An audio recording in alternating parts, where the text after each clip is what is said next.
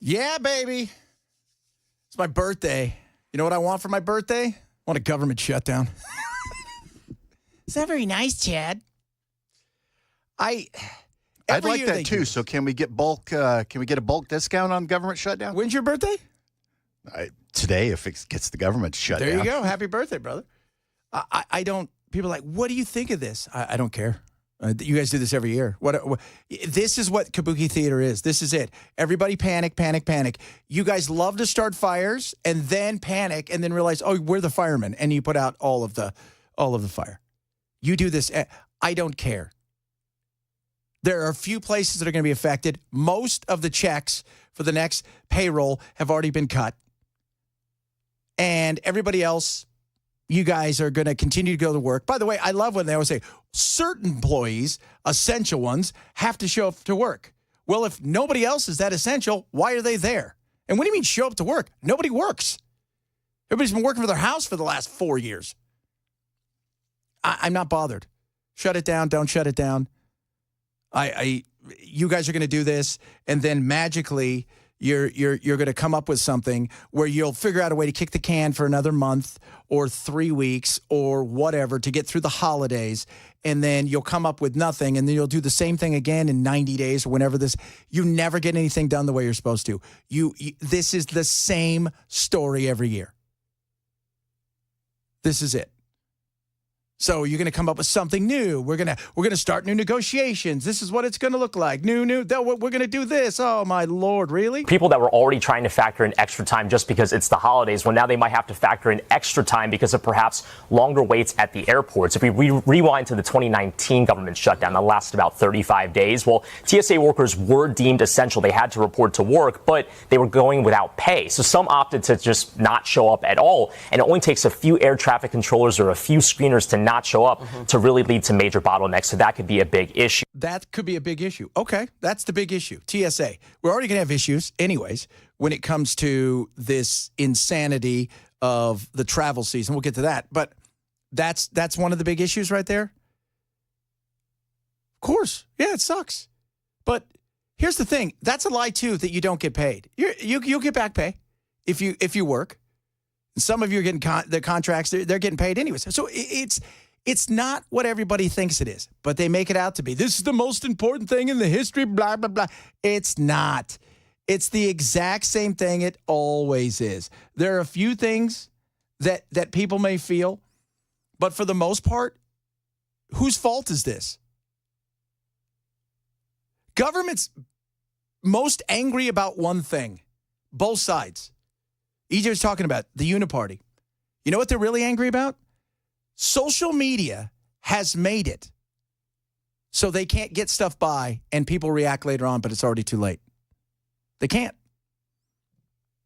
Whether it's Facebook, Instagram, obviously X, TikTok, those days are gone. The days of we're going to sneak something by everybody because it's going to be in the paper. They're going to get it 8 hours later, or we're passing in the dead of the night. And that'll be past the time that the early newspapers have been printed. So we'll hear about it on the news, but it'll be a blurb and everybody will move on because it's confusing and nobody really cares.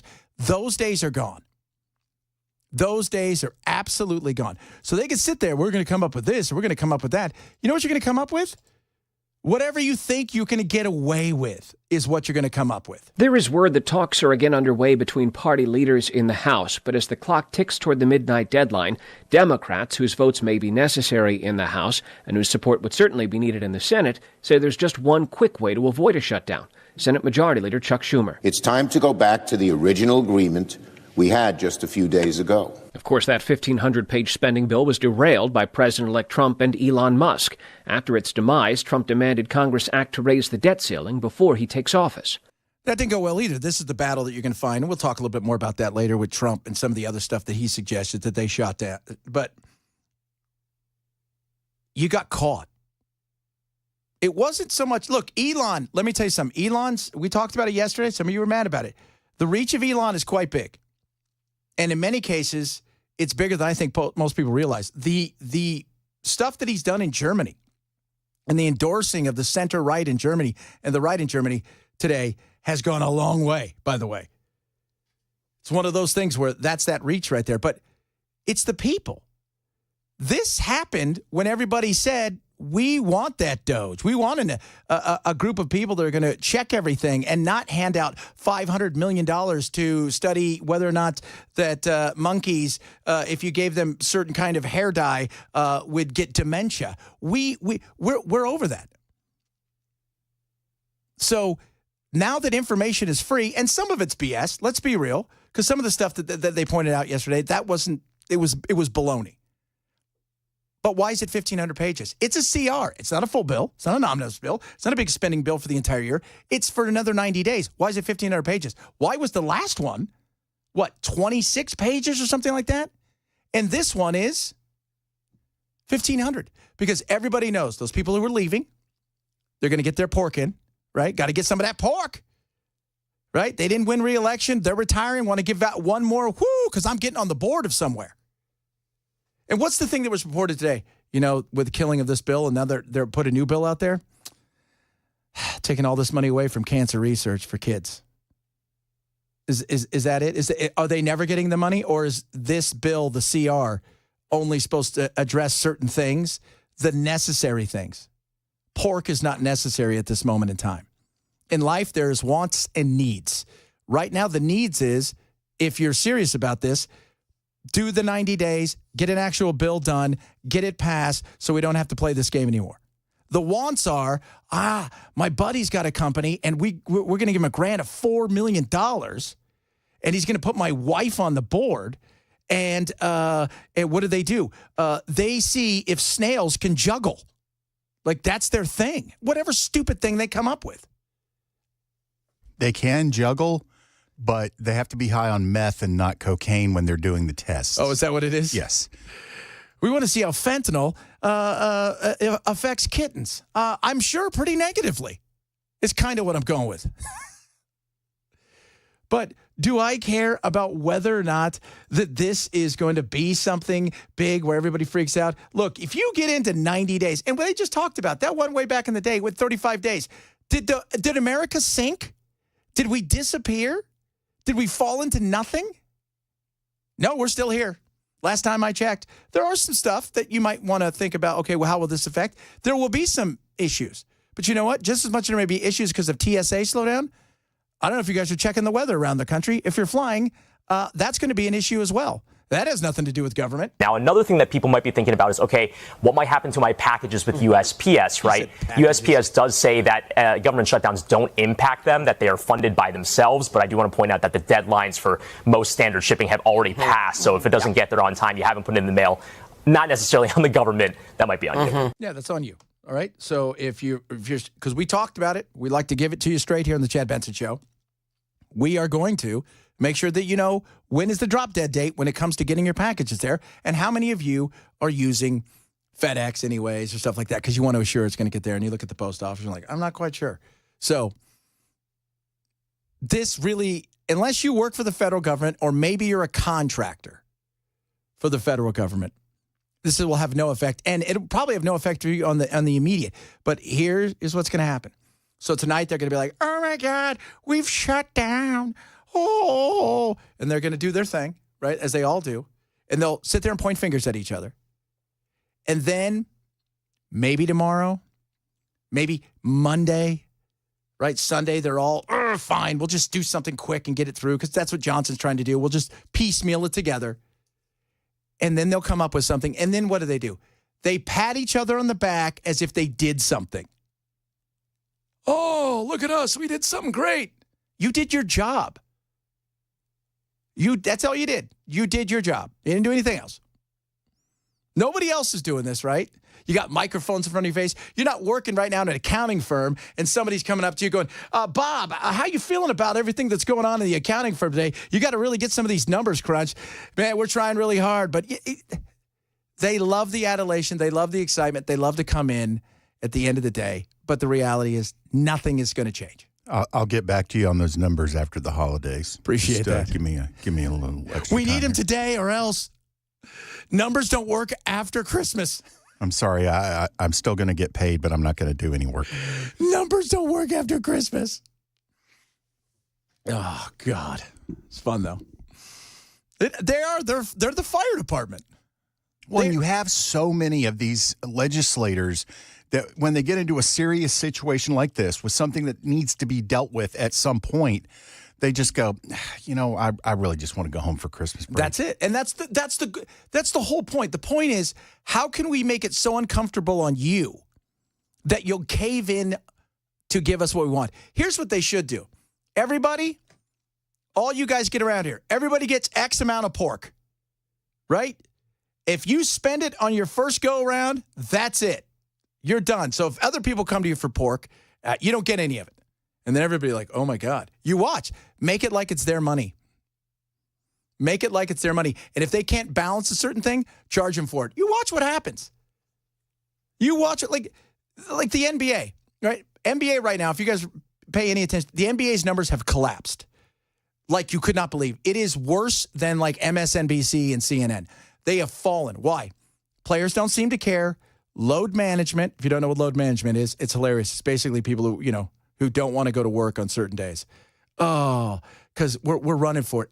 It would be like, again, we'll use the accountant. If the accountant said, look, guys, I'm going to have to take all of March off because April's big, and I don't want my fingers to not be ready for that. It's so ridiculous.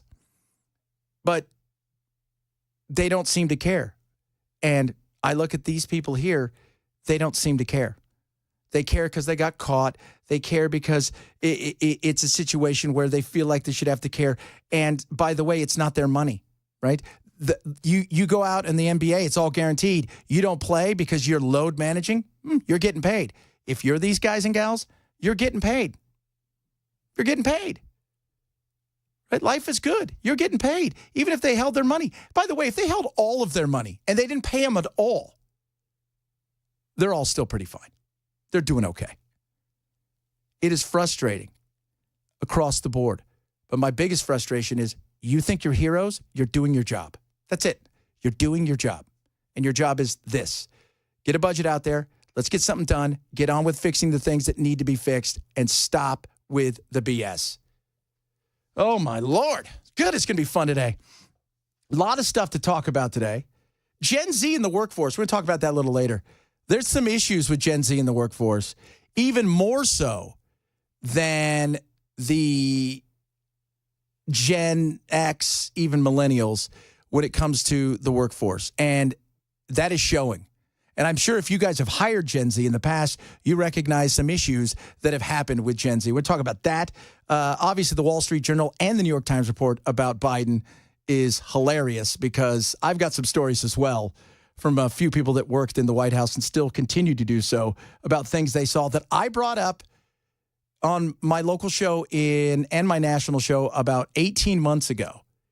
And I just sit there and laugh because I said he wasn't going to run in June of, 2022. I said he can't. He's not there. You guys have no idea. And everybody laughed at me. You're not laughing now, obviously, but now you know. And the books that are going to come out after this. But there are some serious questions about who's running the country now, which I think is nobody. Well, in truth, it's Trump at this point, and Elon Musk, of course. A lot of other stuff to get to. My name's Chad Benson. This is the Chad Benson Show. It's noon to 3 every day now. And again, Matt Murphy starting the day after Christmas, 3 till 7, taking over for the retiring and meandering, as he likes to say, Brian Wilson, as he's not riding off into the sunset. This is Super Talk 99.7.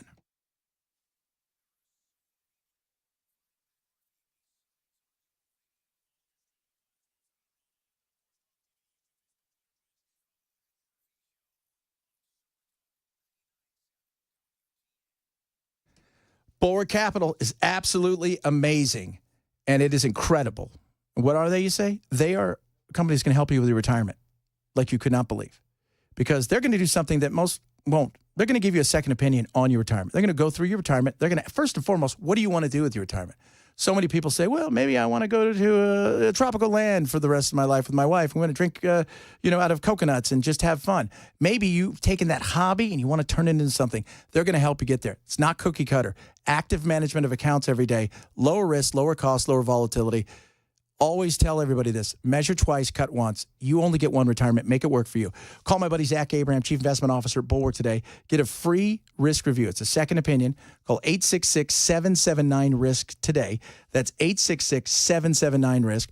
Or go to knowyourriskradio.com, KNOW, yourriskradio.com to get your free risk review. Investment advisory service offered through Check Financial LLC, an SEC registered investment advisor. Investments involve risk, not a guarantee. Past performance does not guarantee future results. Trek 24378.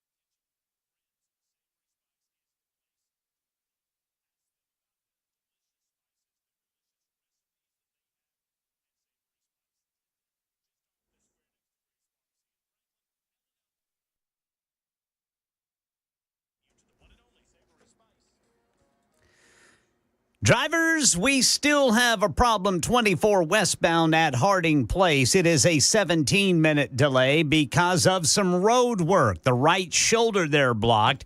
That's going to be stop-and-go traffic from Old Hickory Boulevard south there in Antioch. And, of course, we've got the latest on the Overton County shooting. The suspect is dead. All the details you need to know about holiday travel and the pending government shutdown at 12:30 on Super Talk 99.7 WTN. Experts say the busiest highways will be I-95 southbound near Washington, D.C., I-5 southbound south of Los Angeles, and also I-75 northbound between Orlando and Gainesville. The worst times to drive are between 1 p.m. and 8 p.m. today and tomorrow between 4 and 8. Holiday run. It's going to be nasty out there. You know, and Ken, as we were talking about, just it only takes one or two things to go a little sideways. Yeah. But that's always, and now we've got the shutdown with the government. It doesn't matter. No. The storms, by the way, I do a segment on my national show that we're going to bring here. It's called Nature Will Mess You Up. Because nature, let me tell you about nature. It'll do whatever you want to do. Yeah. Like, right, it's going to do whatever it wants to do. If you're in the ocean and you're swimming and a shark eats you, that's nature messing you up. You knew the risk. You took it. That's what happens. Nature's the same way, and even more so when it comes to the weather. It will always mess you up whenever you want to. So I don't care how many TSA agents don't come in. If God wants to stop you from flying, he gonna. Yeah. He gonna. Yeah, he will. That's it. So we move from there to New York City. Prosecutors said Mangione's handwritten notes express hostility towards the health insurance industry and wealthy executives in particular. In one passage, Mangione allegedly wrote, "The details are finally coming together. The target is insurance because it checks every box." Prosecutors said the notebook describes an intent to whack the CEO of one of the insurance companies at its investor conference. Playing the crazy card is going to be virtually impossible. And that was, I think, their big thing. And they have really come hard for this guy. But looking at the amount of people, though, that are turning him into a hero is frightening. And we've got some more numbers on that because this younger generation, it also goes along what we were talking about with the Gen Z workforce, how bad they are presenting themselves to potential employers. Which, if you've worked with some Gen Z folks, I think you understand. If you work for some millennial folks, by the way,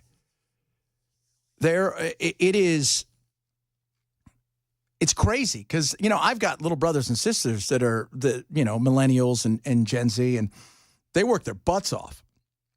But they've got some friends that are just, it boggles the mind that they could ever be employed.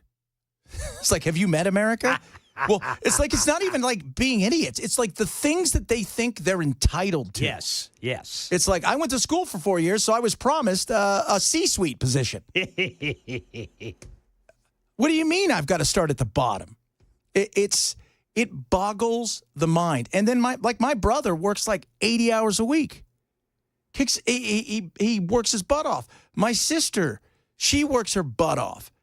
But she's got some friends, and they've got some friends where I just sit there and I'm like, I can't have a conversation with you when I visit them because you're driving me crazy. And no, you don't. And first of all, you know nothing.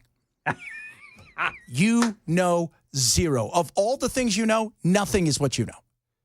How do you know? Because I'm older, and I know nothing.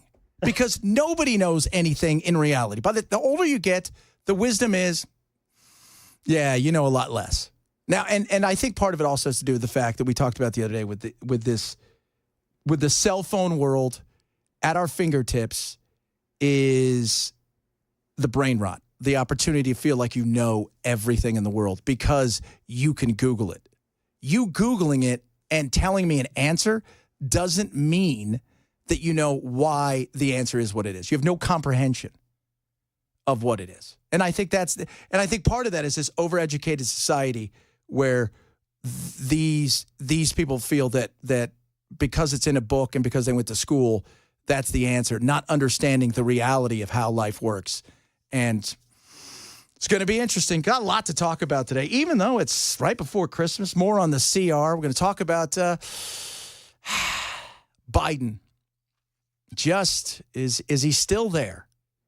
Is he? Can somebody let us know? Have we done a wellness check on him, right? Like a well check where they go over to the house and check, just knock on the door. Is this the White House?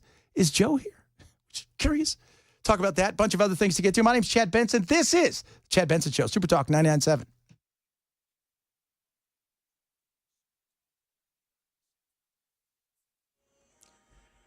.30 on the dot. I'm Ken Weaver with your top stories. Got the full forecast in 5 minutes. The Overton County shooting suspect is dead. after 2 people were shot at the Hutchinson plant in Livingston. The suspect was pursued to I-40 in Roane County, where state troopers found the suspect deceased in a vehicle from what they say was a prior wound. I-40 right now eastbound is closed until further notice for the investigation. Traffic being diverted at mile marker 340. You're allowed to get back on at mile marker 347. Channel 4's Dryden Quigley on the 2 shooting victims. One person is critical and has been airlifted, and a second is heading to a local hospital and is non-critical. Now, we know the plant has been evacuated, and Overton schools are on soft lockdown because students are out for break, but some teachers are still reporting here to work. Authorities have not released the identities of the shooter or the victims or the motive for the shooting. Right now in our nation's capital, government shutdown watch. Jay O'Brien says Speaker Johnson will be pitching a third plan today to keep the government funded. We are hearing from multiple sources that that plan includes breaking up various items that were put together in his plan that failed last night and doing them as individual separate pieces of legislation that he believes could get the requisite support amongst Republicans and likely Democrats too to pass. Now, this clean bill, then one for disaster aid and a third for farmers. The clean bill just to extend funding, then one for disaster aid and a third for farmers. And whether driving or flying, holiday travelers gearing up for what could be the busiest season ever. If you're headed to BNA, Channel 4's Joylyn Bukovac. If you are flying out of BNA today and you notice that the Terminal Drive exit is backing up along I-40 East, keep in mind you can also take Donaldson and Murfreesboro Pikes as well. Just give yourself plenty of time to get to the airport because parking can also be time consuming. That's the latest news. Weather's next. I'm Ken Weaver, WTN News.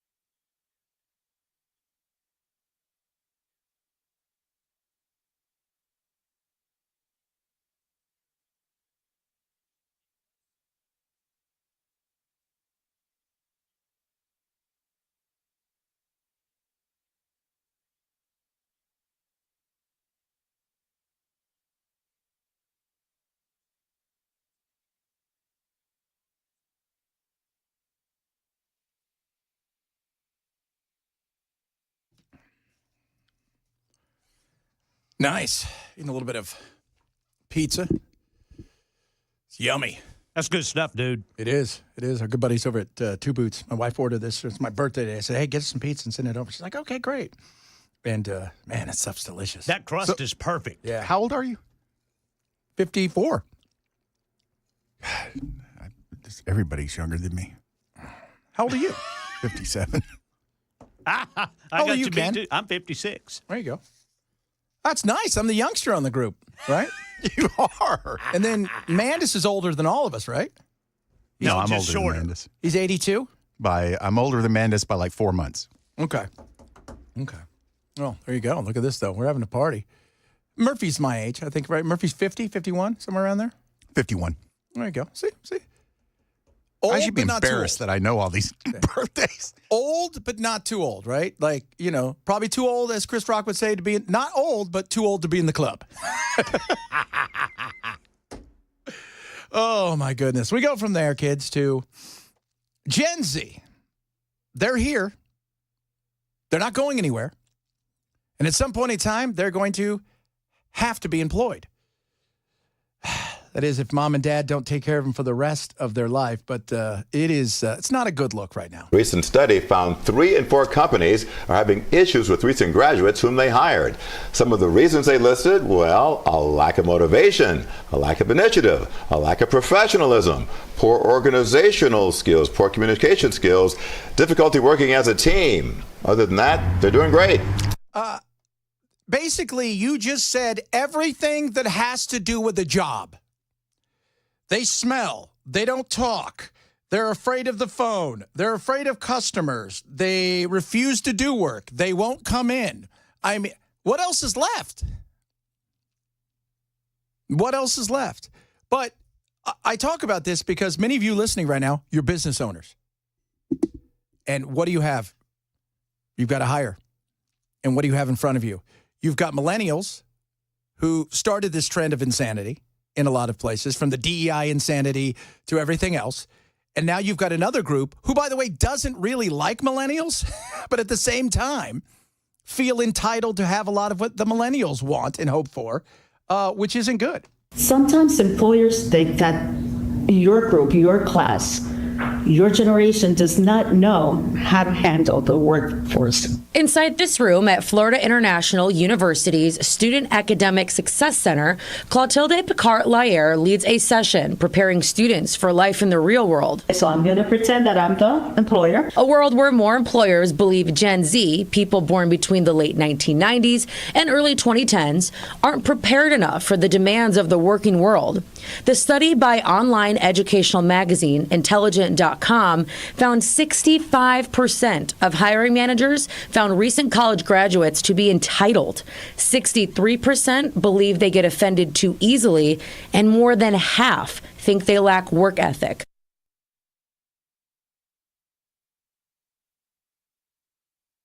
Those are the people that hire. That's it. The owner and the hiring manager say what? They get offended. They have zero ethic. They're entitled. By the way, the entitled thing, every generation had a bit of that, right? I'm Gen X. We all had a bit of it. We know a little bit more. Life is a little bit different than when grandma and grandpa are around, or mom and dad, the baby boomers, are the greatest generation. We know a little bit more. It's different. And you do know a little bit more about your culture age-wise in your group. But you come to learn that you know a little bit more about life. And that entitlement is the thing I've heard from more hiring agents, more hiring CEOs than anything else, is this sense of, I've gone to school, because we've sold all these kids a bill of goods, that it's like, go make a choice at 18 or 19 to take out X amount of loans that you'll never pay back, but you need this to advance in life, and everything will be gravy. The minute you get out, it's, woo, it's good. And then they get out and they're like, I'm not going to make enough because you guys told me I was going to get all this stuff. You guys told me all these things. Well, yeah, but you got to work your way up, right? Like you want what people have, but they didn't start there. They started down there. Well, I don't want to start there. I want to start here. I was told something. I'm entitled to that. And that goes back to the thing we have talked about over and over again on my national show, and we've talked about it here on a few occasions. These kids didn't raise themselves. So mom and dad have a little bit to play in this as well of the entitlement that they have raised. But this thought process of you're doing your business wrong, and these are all the things that I want. These are the things that I demand. By the way, your business isn't as important as my time. Your business isn't as important as the diversity that I want you to see put in here, because even if it hurts your business, I care about that more. That doesn't fly to business owners and to people who are hiring. So we started by asking these graduating students how they define the term. They're like values of excellence, values of leadership, values of character. Work ethic is the expectation that you hold on yourself as to how you deliver your work. They expect flexibility, growth opportunity, and the resources to succeed. They also say there is no clock that can determine someone's work ethic. I don't believe that working long hours or holidays makes you have more work ethic than others. What? Long hours? Holidays? Yeah, that shows work ethic. It does. Now, I like results. If you could get your stuff done in 5 hours, what takes somebody else 8 hours, I got no problem with that. But you listen to them, I don't think, that's not good. It's rather than the results that you deliver to your employer and learning how to manage your own time. I think that we shouldn't just be guided by our job and like our work, but we should be also guided on like, okay, what is my like life aspect? For any place that you work for, having like people who are like who provide like a good value to your life, and they provide like a good environment where there's diversity, like you're comfortable. It doesn't work. It's a business, right? The business is simple. And that business is, I got to make money. Here it is. I'm not here for you to build some sort of special, like, Benson ad, rainbow coalition, so it makes you feel good. I don't care if everybody's gay. If they get the job done and they're great, fantastic. I don't care if they're all black or all white. The job needs to get done. And we have seen this over and over, and is a failure over and over again. And look at our government is a perfect example of the DEI insanity that's been going on. But this thought of the owner's here for you, and having over the last several years at the station I worked at out in Arizona that I love, KTR, one of the greatest stations in the world, just fantastic. They're amazing. But I will tell you this right now: we had interns. The entitlement. When do I get on the air? You're an intern. You're here to learn. Right? I held the door open for a girl. I say a girl because I think she was non-binary. She was offended by that. Went and took up arms, if you will, to HR kind of thing. We're like, are you kidding me? Because I held the door. By the way, I held the door open for like 4 people. You happen to be part of the group. That's called being nice. That's not because I didn't think you could hold the door open. These are the things that people deal with now, and they don't want to. The work has become less important for a lot of them. How can you advance this? What can you do here? But here's the sad thing for all of us is you hope that breaks. I think Gen Alpha has broke away from a lot of it because my son is 14 and my stepdaughter is 14. She's turned 14. They are the exact opposite of this. They're far more hard charging. They're far more they see this stuff and it makes them cringe, which is good. But millennials, they're not going anywhere. And the Gen Z, both of these are massive groups of people that are in the workforce. It's changing. And I bet a lot of you right now have had to deal with a lot of stuff. You've got more stuff going on in HR than ever before. Ooh, yeah. Yeah, it's crazy. Crazy indeed. It's funny, some of you chiming in about the government shutdown. Some of you are mad. I said to shut it down. We're not shutting it down forever. I mean, does everybody understand that? that this is a game? How many times have you listened to, whether it's Dan, back in the day, Phil Valentine, whether it was Chris or Brian or Matt, go through this thing over and over again about the shutdown? 1 billion times. Is nothing new. None of these people are, this isn't new to them. This is just what happens in D.C. And then they always come up. Remember, what's the one they always come up with? Well, if we have to not default on our debts and do this, that, we're going to print a quadrillion-dollar coin. It's always the thing they go to. It's just, they always have some sort of gimmick, but none of it, until you get deep into months out, none of it has any real impact on our life. And the beauty of that is the federal side of stuff is very limited, as it should be, even though it's more overreaching than ever before, compared to the state. The state shut down. Your city shutting down. If today the sanitation department here decides not to pick up trash, that has a massive impact on you. How many times have we seen that in New York when they talk about, like, you know, there'll be a big sanitation strike and there's trash out there for days and it smells because they're the only ones who really have that kind of power. But that has a bigger impact than most people realize. Local is so impactful and will always be more impactful to the day-to-day of our world.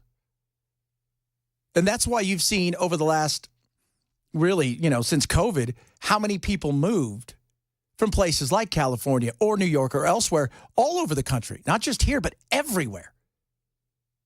When I was in Arizona, the amount of people that moved to California was tremendous. Why? They were escaping the local impact that their nightmare leaders, the likes of Joe Rogan. Why did he move? He realized, I can't do this. It's crazy. It is. So look at us, we can't believe this is happening, and they're going to shut it down, and watching the news freak out. What happens? Well, what happens if it shuts down? It shuts down. Nothing's going to happen. They'll be arguing. They'll all run for sound bites. And then magically at midnight, they'll come up with something. And it may shut down for 5 hours. How many times have we seen that? It shuts down for like 3 hours. And then what happens when they pass something? They run around, right? High-five each other. Celebrate like they won something for doing a job that they should have done a long time ago. I would like to see them shut this thing down for a bit. I would like to see them shut it down and all right, Doge, this is what we're all about. What can we get done and what can't we get done? What can we? What little thing can we skeleton together that maybe keeps some of these people from, you know, getting paid, the Social Security, things like that. But the rest of it, let's see what we can cut. And no more pork. But that's going to be hard. Imagine what we could do with all that pork. And it's not as big as we always think it is, but it's still too much. And the waste that's out there, oh, God, I'm looking forward to it. Let's bring it on. My name's Chad Benson. This is the Chad Benson Show. A lot of stuff we're going to squeeze into it. We do a lot of fun stuff. It's not just politics. We talk politics. We talk pop culture. We talk everything. But you got me now, noon to 3 every single day, Monday through Friday. And Matt will be returning on the 26th. That's the day after the year of the Lord birth, the day of the Lord's birth. So, and he has 3 till 7 now, and then everything else is normal. Mornings with Mandis, obviously, and, of course, Chris Hand before me. You got to know a definition of the word normal. As normal as it can get. It's radio, for God's sakes, right? We're eating pizza. We're having fun. We're still here. We're here. I walked in today. I don't know about you, but, I mean, I know the roads are bad because of what's going on out there in a few places, but it was dead today when I came into work. Yesterday when I was walking, it was pretty busy. I walked today. There was few cars out there. So if you're stuck in traffic, there's a reason for that. We've got all the latest and everything. Ken's got that as soon as he stops eating his pizza. My name's Chad Benson. This is Super Talk 99.7.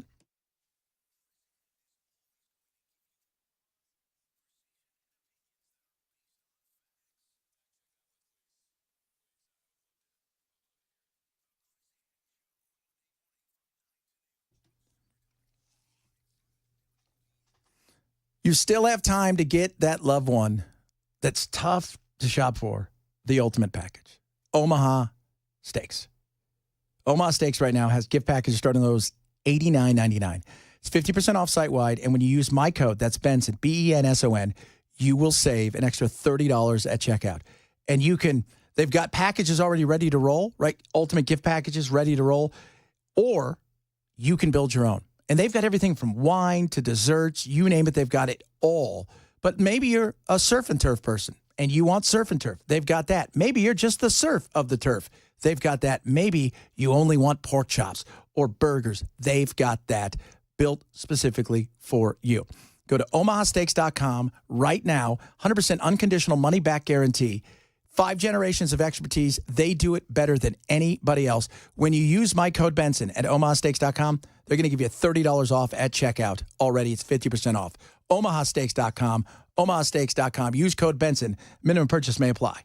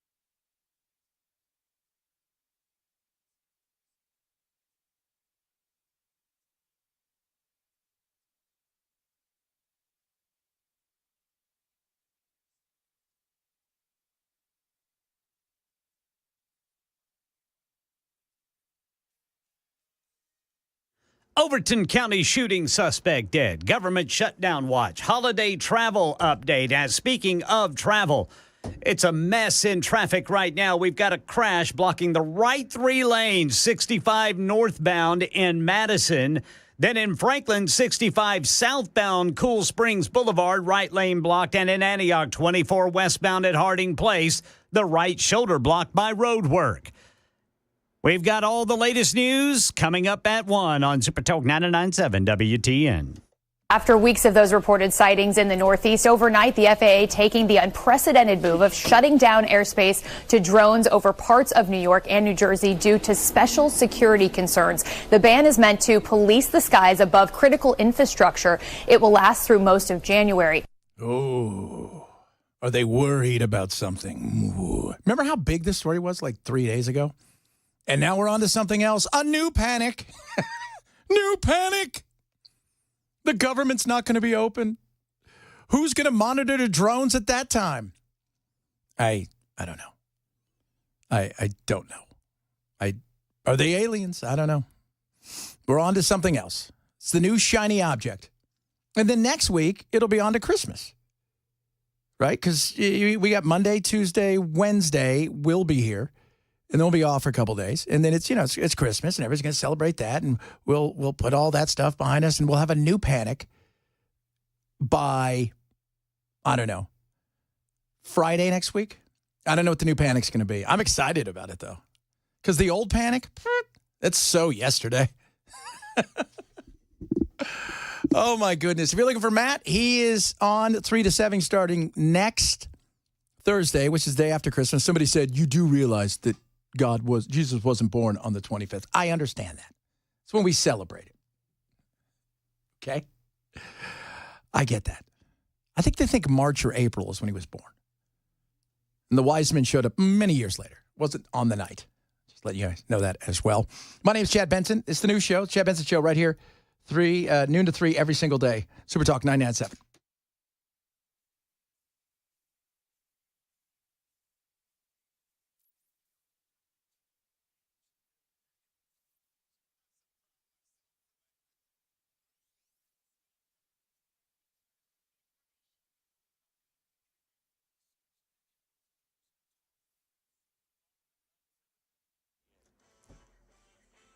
One o'clock on the dot. I'm Ken Weaver with your top stories. Again, going to have a big backup right now north of Nashville. The right 3 lanes of 65 northbound blocked there in Madison by a crash. Full forecast coming up in 5 minutes. Right now in Tennessee, the Overton County shooting suspect is dead. Highway Patrol says the suspect was pursued to I-40 in Roane County, where troopers attempted to contact him. They say he died. During the investigation, troopers learned that the suspect is deceased. The troopers did not fire their weapons upon the suspect. It appears that the suspect is deceased from a prior wound. I-40 eastbound is going to be closed for some time for that investigation. Until it is reopened, traffic is diverted at mile marker 340 and allowed back on eastbound at mile marker 347. Channel 4's Dryden Quigley says the suspect shot 2 people in the parking lot at the Hutchinson plant in Livingston prior to the pursuit. One person is critical and has been airlifted, and a second is heading to a local hospital and is non-critical.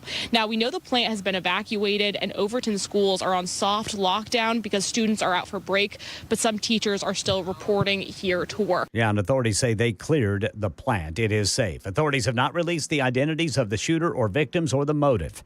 Government shutdown watch. Speaker Mike Johnson working on a Plan C ahead of tonight's deadline to avoid a partial government shutdown. Jay O'Brien tells us. We are hearing from multiple sources that plan includes breaking up various items that were put together in his plan that failed last night and doing them as individual separate pieces of legislation that he believes could get the requisite support amongst Republicans and likely Democrats too to pass. Yeah, so these 3 bills. One would be a clean funding bill, one for disaster aid, then a third for farmers. And whether driving, flying, holiday travelers gearing up for what could be the busiest season ever. If you're headed to Nashville International Airport, Channel 4's Joylyn Bukovac has some key details. If you are flying out of BNA today and you notice that the Terminal Drive exit is backing up along I-40 East, keep in mind you can also take Donaldson and Murfreesboro Pikes as well. Just give yourself plenty of time to get to the airport because parking can also be time consuming. As for a possible government shutdown, TSA says its people will continue working, though longer delays could arise if a shutdown persists. 1,000-pound Sisters reality TV star Amy Slatton-Halterman's drug case update. She pleaded guilty in a deal with prosecutors yesterday stemming from her arrest at the Tennessee Safari Park back in September. Police say they found drugs in her car. Her children were present. She was charged for the drugs, child endangerment, but the DA dropped the latter. Well, we treated them just like we would anybody else. Again, this was a fair and reasonable plea agreement, and it doesn't matter if they're TV stars or if they're a local blue-collar person. We treated them like we would anyone else. Amy Slatton-Halterman will have to serve 2 years probation, attend parenting classes, and have drug and alcohol tests. That's the latest news. Weather's next. I'm Ken Weaver, WTN News.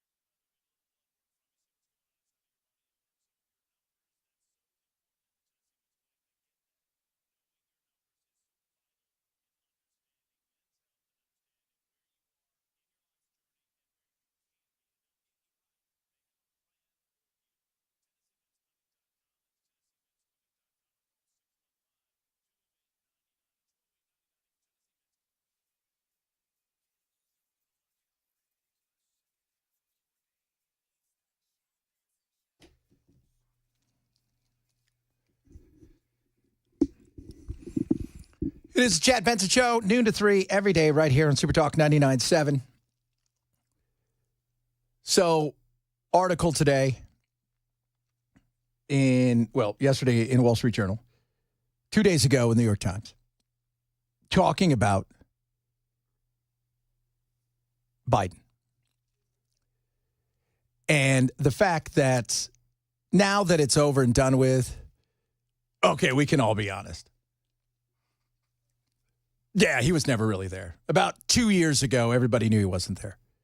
They saw he had slowed down. They saw that he had, as you get older, let's be real.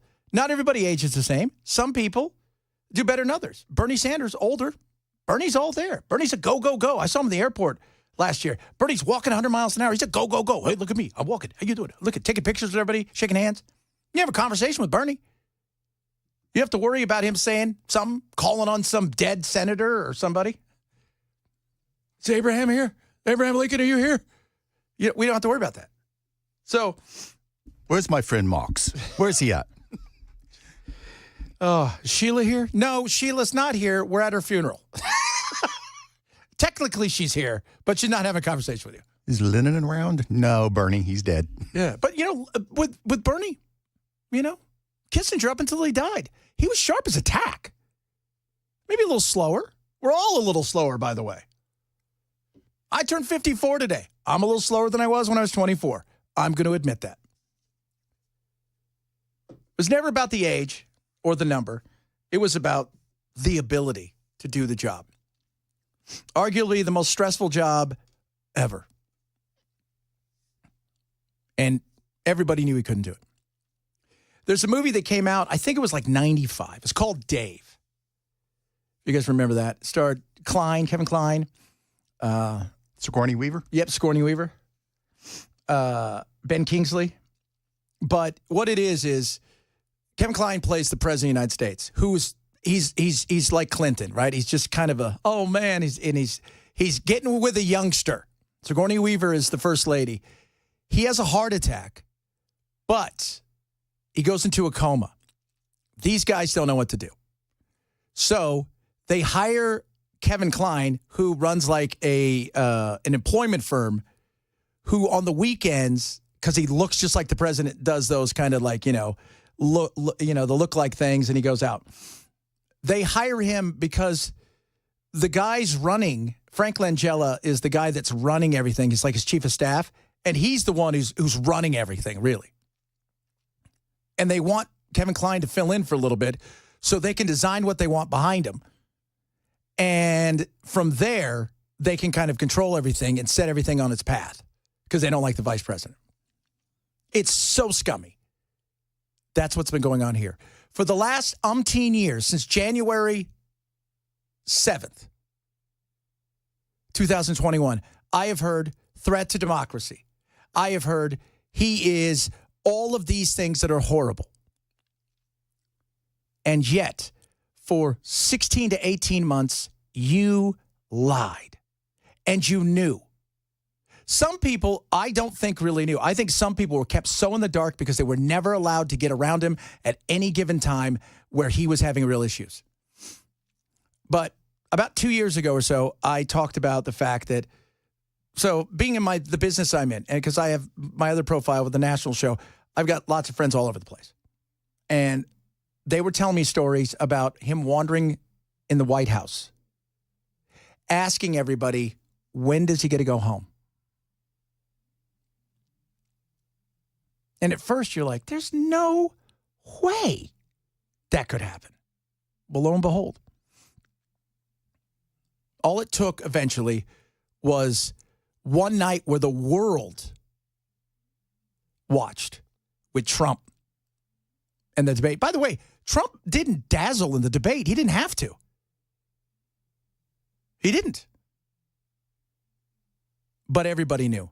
They had to face the facts. And then when it was just a bad night, the final straw was George Clooney, who came out and said, that guy's a shell of the person I know. That is not the same person. He is not capable of doing this. We were gaslit by the media. We could go over and over. I mean, I'm sure you've heard Morning Joe, listen to me. He's the sharpest he's ever been. When you're not looking, he's juggling, right? And not only is he juggling, he's doing complex math equations that nobody's ever seen. That's in between learning Latin and taking ballroom dance. His wife loved the power because it's seductive. And, Matt and I talked about that. He went to, was it the Auburn? No, he went to the, was it the Alabama-Georgia game? One of those games. And he said, he went with the Speaker of the House and he said, do you know how cool it was? Just having you got 90,000 people in the stadium and you've got 3 or 4 people that are, there with the speaker who are basically opening up a path so you can go anywhere and do anything you really want. It is seductive. And wifey liked it. The good doctor, not a licensed medical professional. But we all got lied to. But even worse than that, which is something that we need to pay attention to, is while you're screaming he's a threat to democracy, while you're screaming he is a Nazi and his followers are Nazis, while you're screaming he is going to just dismantle everything and assign himself as a king. And while you're saying now that there's Elon doing all these things and he's not an elected official, which is true, he's got influence, the reality is unelected officials behind him controlled things. Unelected officials behind him crafted ways for the world to see him where they could continue to do the things they need to do. And we have seen this in so many occasions. I go back to Dianne Feinstein. She, who passed away earlier this year at 483 years old, I don't even know how old she was. She was in her 90s. She was so out of it that her people had to go with her to show her what to do, how to do it. It was like Aunt Bethany from the vacation movies. They told her it was time to vote. She stood up and did the Pledge of Allegiance. She was out of it. Well, who was helping her vote? Who was reading her those things? They told her, are you glad to be back? You've been gone. I haven't been anywhere. You were gone for 3 months. People behind the scenes, you want to talk about the bureaucracy and stuff? This is the stuff. That right there, he should not be president. After he dropped out, the moment he did, he should have stepped away. Nobody would have held him. Everybody would have said, you know what? Okay, fine. He's being honest. He should have stepped away. But he didn't. And now for the last umpteen months, we've had who running the country? Who? Tell me. His chief of staff? A couple other people pulling the strings, right? Mrs. Biden? That is scary. It is. These people who are entrenched, these unelected bureaucrats that are entrenched in D.C. are such an issue. I mean, the bureaucracy itself is a nightmare. The layers of red tape everywhere, the craziness that they make people go through just to get something simple. We all recognize that. But the fact that for the last who knows how long, the reality is you've got people that were being sent into meetings that the president was supposed to go to, but what? He couldn't. So you're the undersecretary to so-and-so. Hey, you got to go do this. This is the president's gig. Sorry, he can't make it. Why can't he make it? Because it's 9 a.m. He does well between 11 and 3. And if the sun goes down, well, he's got sundowners, but we can't talk about that. You lied to the country. The media, I expect. You're a shill. You don't like the Republicans. I got no problem with that. The establishment media, by the way. I don't think anybody has a problem with that. We recognize that. You guys are fun to make fun of, but outside of that, nobody's watching you anyways. But it was the others who were just as culpable. And you have to go back to FDR. So if you guys know anything about FDR, the end was nigh for a while. But there is a couple times when you have people like who were signing names, doing things that you're like, that right there is terrifying. And we've had that now. And the fact that nobody's paying any attention to it really, especially the media, because the media knows if we address this, and the only ones I've seen address it outside of Fox a little bit was News Nation. By the way, if you want to look at some unbiased kind of stuff, News Nation's great. Just go there, check it out. They do a hell of a job. But they talked about it. You want to know why you lost? There are so many reasons why you lost. But let's not forget the fact that not only did the media gaslight everybody and tell us, hey, Chad, don't believe your eyes. This 80-some-year-old who forgets where he is, who shakes hands of imaginary people, who walks in circles, is fine, who calls out names of people who aren't there, who starts a sentence on immigration and then finishes with Obamacare. He's all there. And anything you hear is a lie. It's a right-wing propaganda. It wasn't just the media. It was you. And then you lied. And then you got caught lying again the other day when you had to come out and go, oh, by the way, do you remember when we said we had like 800 or 900 soldiers in Syria? We got 2,000. What? Yeah, we got 2,000.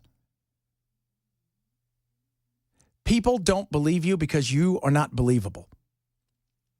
But when you're sitting there saying that January 6th was the worst day in human history, and you go on and talk about how Trump is going to lead to another revolt and all of these kind of things because he is about destroying democracy, you had other people running the country.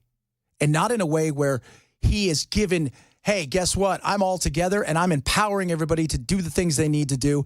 It'll come back on me. So you make sure that when you speak for me, understand what I'm talking about. And when you do things, no, the reason you're doing these things is because this is where we're headed. And this is my belief. No, it was he can't do the job.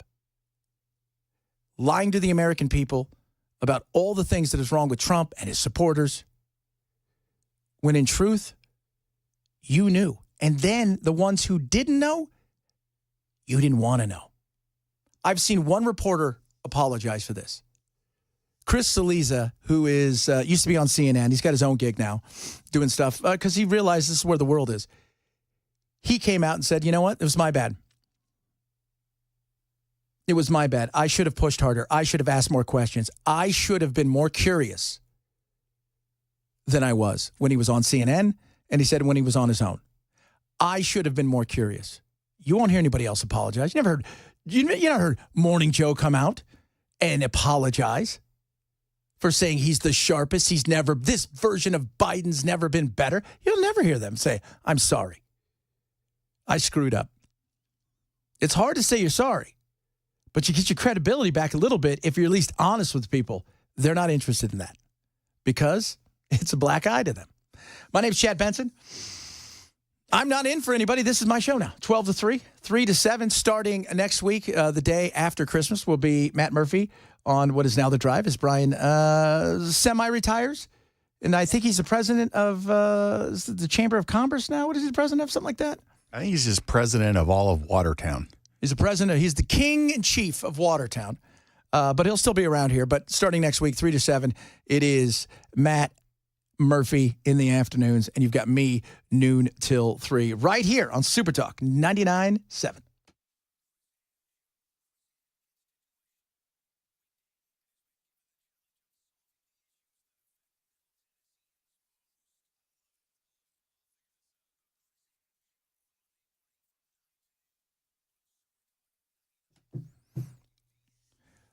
Rough Greens and Meow Greens. These are incredible powder supplements that you give your dogs or cats. And they are supplements that are living there. Tons of enzymes in them. So that means you got to make sure the bag is closed because you don't want them to start to deteriorate. And what you do is you take a little scoop, put it on top of your dog or cat's food. Let's say you've got a dog, a little bit older, long in the tooth, right? Maybe struggling with aches and pains. Watch what happens. It's incredible. You got a cat struggles with allergies or their teeth and their gums. Watch what happens when you put a little bit of this on their food. They will love the taste. You'll love what it does for them. Vitamins, minerals, probiotics, omega-3, 6, 9. It's got so many amazing things in it, and it is incredible. Now, they believe in it so much, they want to give you a Jumpstart trial bag, a $20 value, absolutely free. All you have to do is go to ruffgreens.com and use my code, which is Chad. They ask you to cover the cost of shipping. It's a few bucks. They send it out to you. Ruffgreens.com. Use my code Chad. $20 value. Jumpstart trial bag for free. You cover the cost of shipping. Ruffgreens.com. Use code Chad.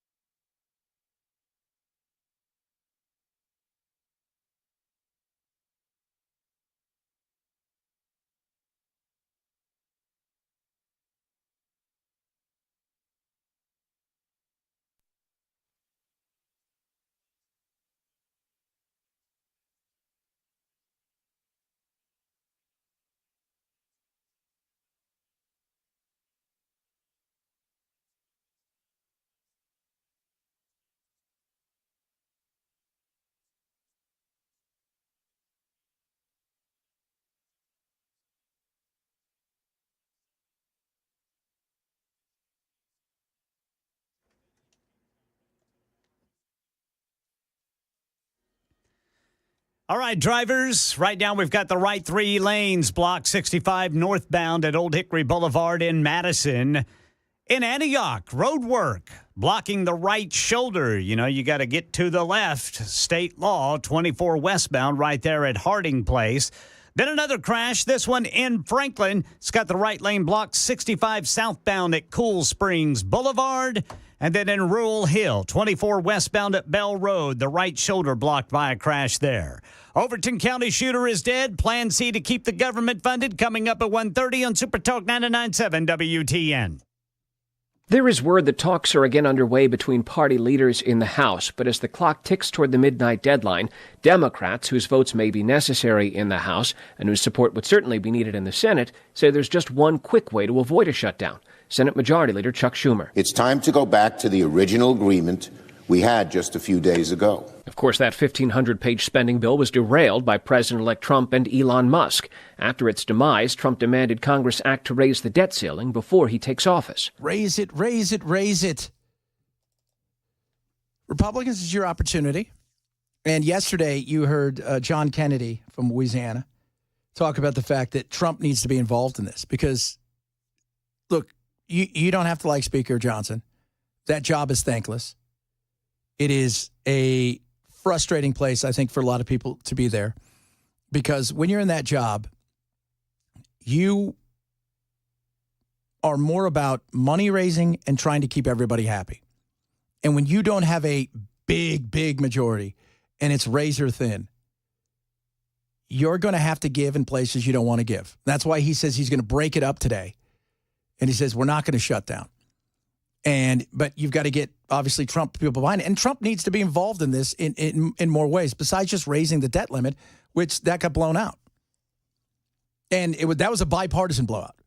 So, which is something I think people are going to see here in at least the first few weeks and months of Trump when he takes power again, is the fact that you're going to have some people that aren't MAGA Republicans who are maybe old school super conservatives, right? They're conservatives. And they're, people, it's funny, the rhinos are really kind of the Republican, Reagan conservatives, a lot of people think. But you're going to have to go sell this to a lot of people. And you're going to have to get them on board. And besides just threatening to primary everybody, there's going to have to be more to it. Because everybody, and know this, there's money that they feel is available to give out to their big donors, to the people that have helped them. This is the way they pack the pork. And by the way, this is a CR. This is a continuing resolution. This is not the it. This is a kick the can down the curb. That's what this is. That's the thing that's amazing. And they want to go back. We got to go back. We got to go back. We got to go back to where it was. We got to 1,500. No, not 1,500 pages. Not. So the Republicans need to get on board in this for sure. But it's still Biden's mess, no matter how much they want to spin it a certain way. And they're going to blame everything on MAGA because they're always going to do that. Extreme MAGA Republicans are marching America to a painful government shutdown that will crash the economy and hurt working class Americans because they would rather enact massive tax cuts for their billionaire donors than fund cancer research for children. And that's, we talked about that earlier. It's for the children. Always, every time. It's always for the children. The minute somebody tells you that, so the minute they try to pass, the insanity of building the choo-choo train that we're building here, which, by the way, all politicians love a choo-choo train. It never does anything. Nobody ever rides the choo-choo train unless you're in New York or London or Japan, somewhere like that. They're always going to say, it's for the children. Well, it's for the children that we save them. You just hate 18th century tech. That's what it is. I do. But nobody's saying that cancer money's not going to be there. This was a CR. Of course we need to put money into pediatric cancer. We need to put money into a lot of things that we don't put money into. But this was never about this. It was supposed to be a temporary thing. You notice how they never, ever under any circumstances, ever say, we really got to put some money into paying down the debt. Yeah. Yeah.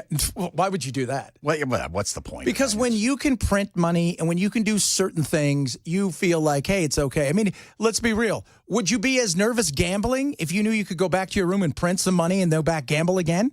You probably wouldn't be that nervous about gambling. Some of that money is like, I'm not going to have rent. Oh, wait, I can go up and do this. And that's the way they look at it. Because it will never be their problem. Because they know they can kick the can for as long as they possibly can till they're out of the way. Like anything, man, getting healthy, you got to make serious decisions about that. By the way, we'll talk a little bit about that. Some people were mad at me yesterday because I talked about people of size, people who are overeating. That's what I'm saying. Talk about that. A lot of other stuff to get to as well, including why Elon is everybody's hated person in the media, which is hilarious. We'll talk about that, a bunch of other things. My name's Chad Benson. This is Super Talk 99.7.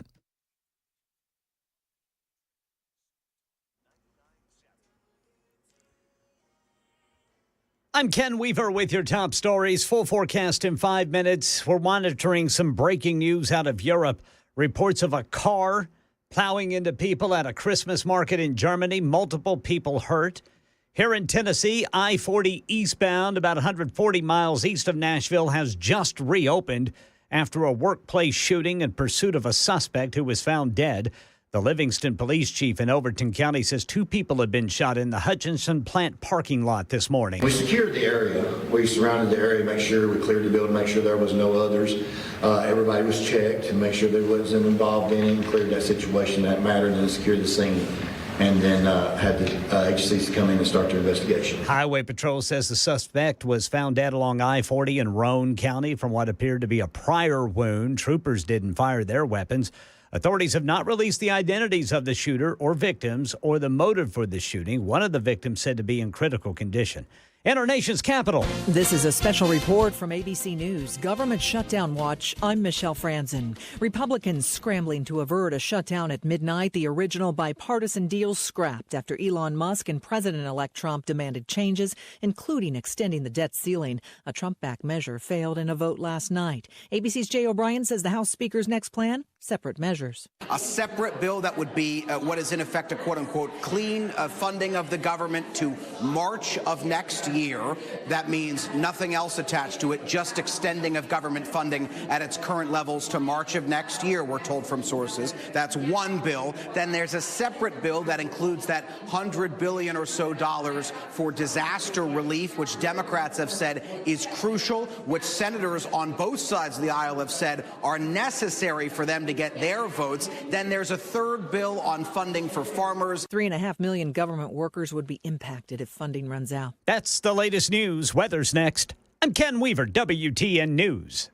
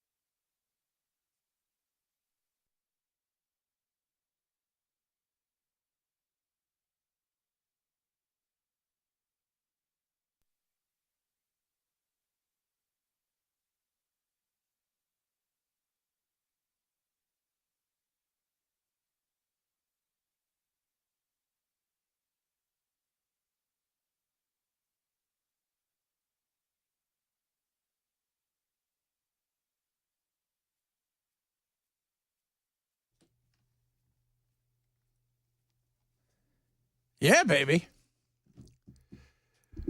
We're keeping abreast of what's going on in Germany. So a car drives into a crowd at a Christmas market in Germany. I'm going to give everybody one guess of what do you think that was? Terrorist attack? So you think it's Germans? So you think the Germans have done this to themselves? We had too much into Oktoberfest and we drove into this? It is the Germans. They love to kill. It doesn't matter who. Well, they've had some issues, right? Did you ever see that Norm Macdonald talking about the World War I where Germany fought everybody? And then they're like, what happened in World War II? Germany fought everybody. I vaguely remember that bit. So of all the nations to get rid of, it wasn't Germany. But if you've not seen, like if you go online right now, you can because it's good. Always check stuff out. If you were to go online and look at some of the stuff, I saw something today, Amsterdam. You would have sworn it was somewhere in the Middle East. Just Germany, same place.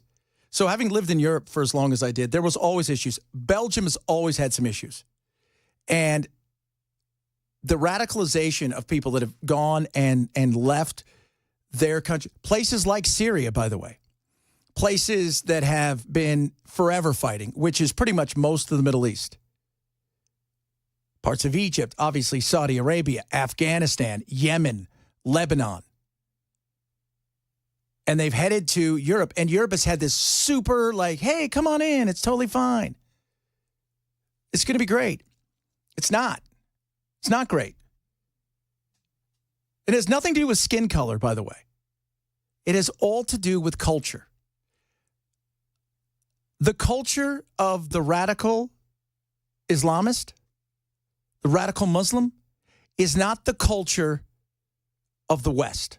Not just us, but the West. It is not the culture of the West. Our culture is freedom. Our culture is fun. Our culture is not uber conservative to the point of terrifying. Our culture is not don't do this, don't do that, or else. Our culture is not that. And there's a struggle with that. It is a culture thing, first and foremost. People say, you're racist. No, you're Islamic. Call me whatever you want to call me. I don't care. Poland, by the way, and I'm sure many of you have seen, Poland has taken a whole different, tact. They pay Europe money as a penalty because they will not accept any Muslim refugees, period. Won't do it. They're like, we're a Christian culture. That isn't going to change. This is who we are. This is what we're about. If you don't like it, we don't care. You know what they don't have? The stuff that everybody else has. You're seeing it throughout the Scandinavian countries now. They are doing what? They're trying to send people away. They're willing to pay them to go away. Because you're not interested. And here's the thing. The culture side matters because you're not interested in being a German, a Brit, somebody from Belgium, right? A Flemish, as I like to call it. You're not interested in being a Dutch person. You're not interested in being anything other than what you were elsewhere and bringing that culture to there. That's it. You're not interested in anything else. And guess what? Doesn't work, can't survive. Belgium has had so many issues, but you go and look at the Scandinavian countries, they're like, well, we've had enough of this. You don't want to integrate. You don't want to be a part of our society. You're interested in our benefits, but you're not interested in being what we are. I want to have an open door when it comes to immigration because there are people that are literally willing to die to come here. And they want the America, they want the apple pie, they want the baseball, well, it's football now. They want all the stuff that is America because they look at it still as that beacon on the hill. I want that. There are people out there. There are people out there that want that more than people who live here and don't understand how brilliant, how great, how amazing it is. But you cannot bring groups of people from around the globe who want nothing to do with your society, want nothing to do with your culture, do not want to participate in anything, and want to live their lives their way, and eventually get to the point where they feel they can move from out of their ankles and push it out into your society. It isn't going to work. It isn't. It's never worked. It will fall apart. France is having massive issues. They've had huge issues. And it's getting worse. England has always had issues. A town called Luton. Maybe it's Luton. Maybe it's not. It's a different place, I'll tell you that right now. Italy is having major issues. I was watching these Brits the other day talk about young kind of, the Euros. Oh, I'm all right, very like free in love and woo, very, very liberally. But they were in Poland. And they were talking about Poland, and one thing they said is, well, I'll say this about being here compared to being in London. I'm not worried about being attacked here. I'm not worried about anything like that. Whereas in London, they have that fear. You're racist. Again, call me whatever you want to call me. I don't care. I'm being honest with you. If you think several cultures can get together and nobody wants to become or part of whatever culture they went there originally, right? You're going to fail. That thing is destined to fail. And I think we're seeing it, all over. And there's going to be more and more of these. And I was talking the other day to a couple of people about immigration. And because there's a worry that because of the horrible job that Biden has done on the border, and that is being kind, that the amount of people that have gotten in here, fighting age men, in particular from places where they have, how should I say this, hate America and hate American values, that there is a chance, always, Christopher Wray pointed it out several months ago, that we haven't been in a situation like this when it comes to foreign adversary being on our soil since probably pre-9/11. And the people I were talking to, they're very liberal. And I said, let me tell you what happens if another 9/11-like attack, or better yet, for a more modern time, for a lot of people who are maybe a little bit younger, what you saw on October 7th happens here. And we trace it back to our border being so awful. People that even agree with a lax immigration plan, especially if you go and kill kids and women, and let me tell you what happens. Even those people say, let's build a bigger wall. Let's allow nobody in here, period. Let's clamp down in ways you could not believe, because we will react that way. And I don't think people understand that out there who want to have a more lax, like super open border kind of thing. You don't get it until it happens, and then you change your mind in a heartbeat. And Europe is running into this problem right now, and it's going to happen more and more. They are not interested. You saw what happened in Holland last month when they attacked those Israelis and the Jews after the soccer game. This is not a culture that plays well with others. And I'm not talking about the Muslim down the street who's your friend. I got Muslims I play soccer with. I love them. They're great. But you know what? They've come to America to be Americans. They've come to America and they've lived the culture.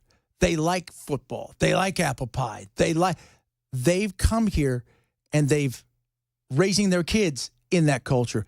They're not interested in changing everything and clashing. They're just here because, like a lot of these people, they're there. These people who move from, who escape war-torn areas, the ones who want to do damage, they're not there because they think it's better. They're there because it's a safe place at this point in time, and it will offer them an opportunity to take care of their family. But they're not interested in being German, and a lot of them aren't interested in being American. And that's something we got to face, but we're afraid to face it because we live in a culture of, if we say something like that, people are like, oh my God. No, sorry. Can't be that way.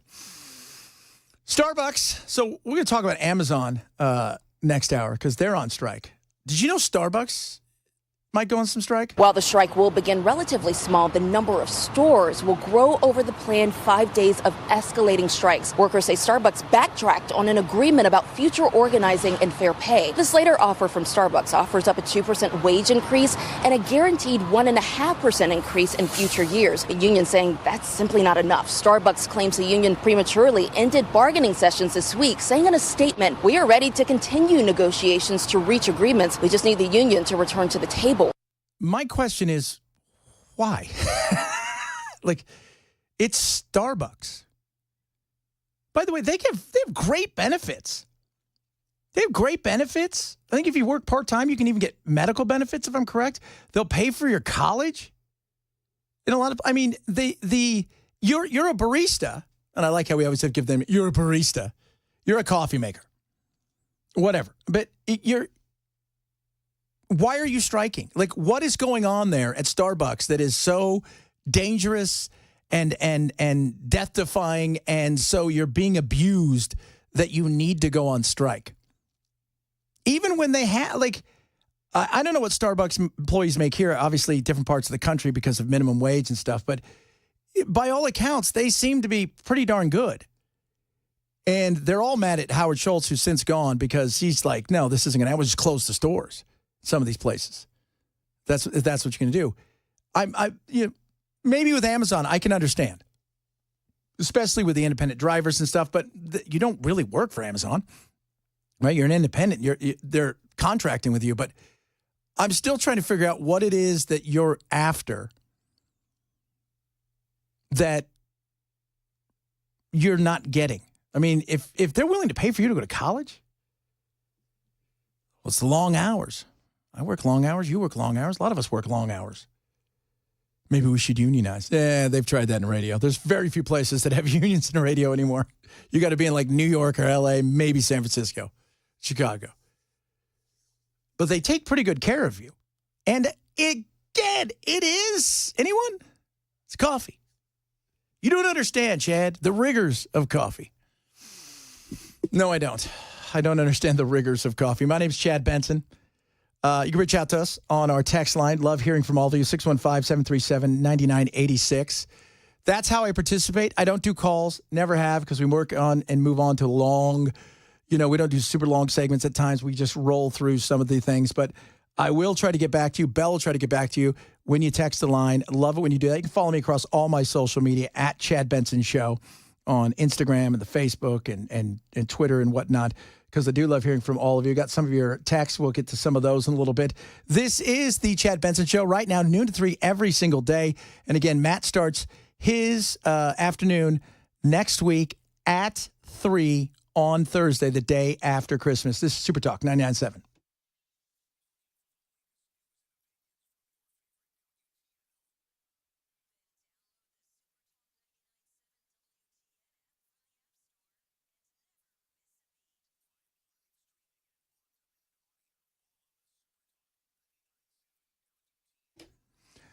Raycon, best earbuds around. I wear my Raycons every day. They are earbuds that are, first and foremost, the best sound. But what comes with that is a fit.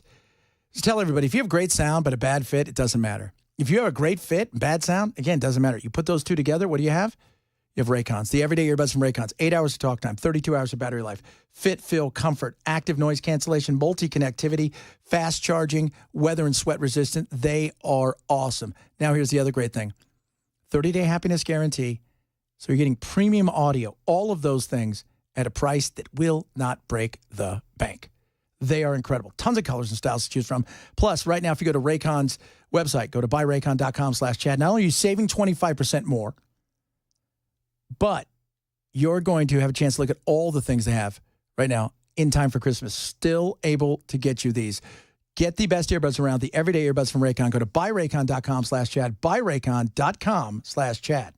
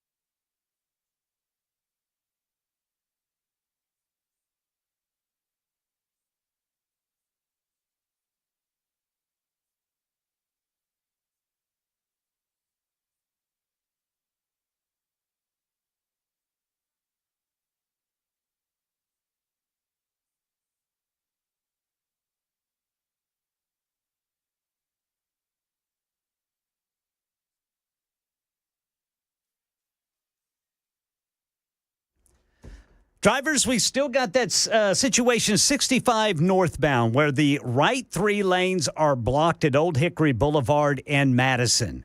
In Franklin, you've got the right lane blocked. 65 southbound at Cool Springs, and now Antioch 24 westbound Harding Place, right shoulder blocked, but that's road work. The top stories coming up at 2 on Super Talk 99.7 WTN. So Bell tells me, I don't know if this is true, but Biden's pardoned 8,000 people? 8,027, supposedly. Again, it's always a hit and miss on some of this stuff. Everybody's like, it's the most pardons of all time. Actually, Jimmy Carter has pardoned more than anybody. So I think he pardoned what we would think is pardon is about 400 plus people.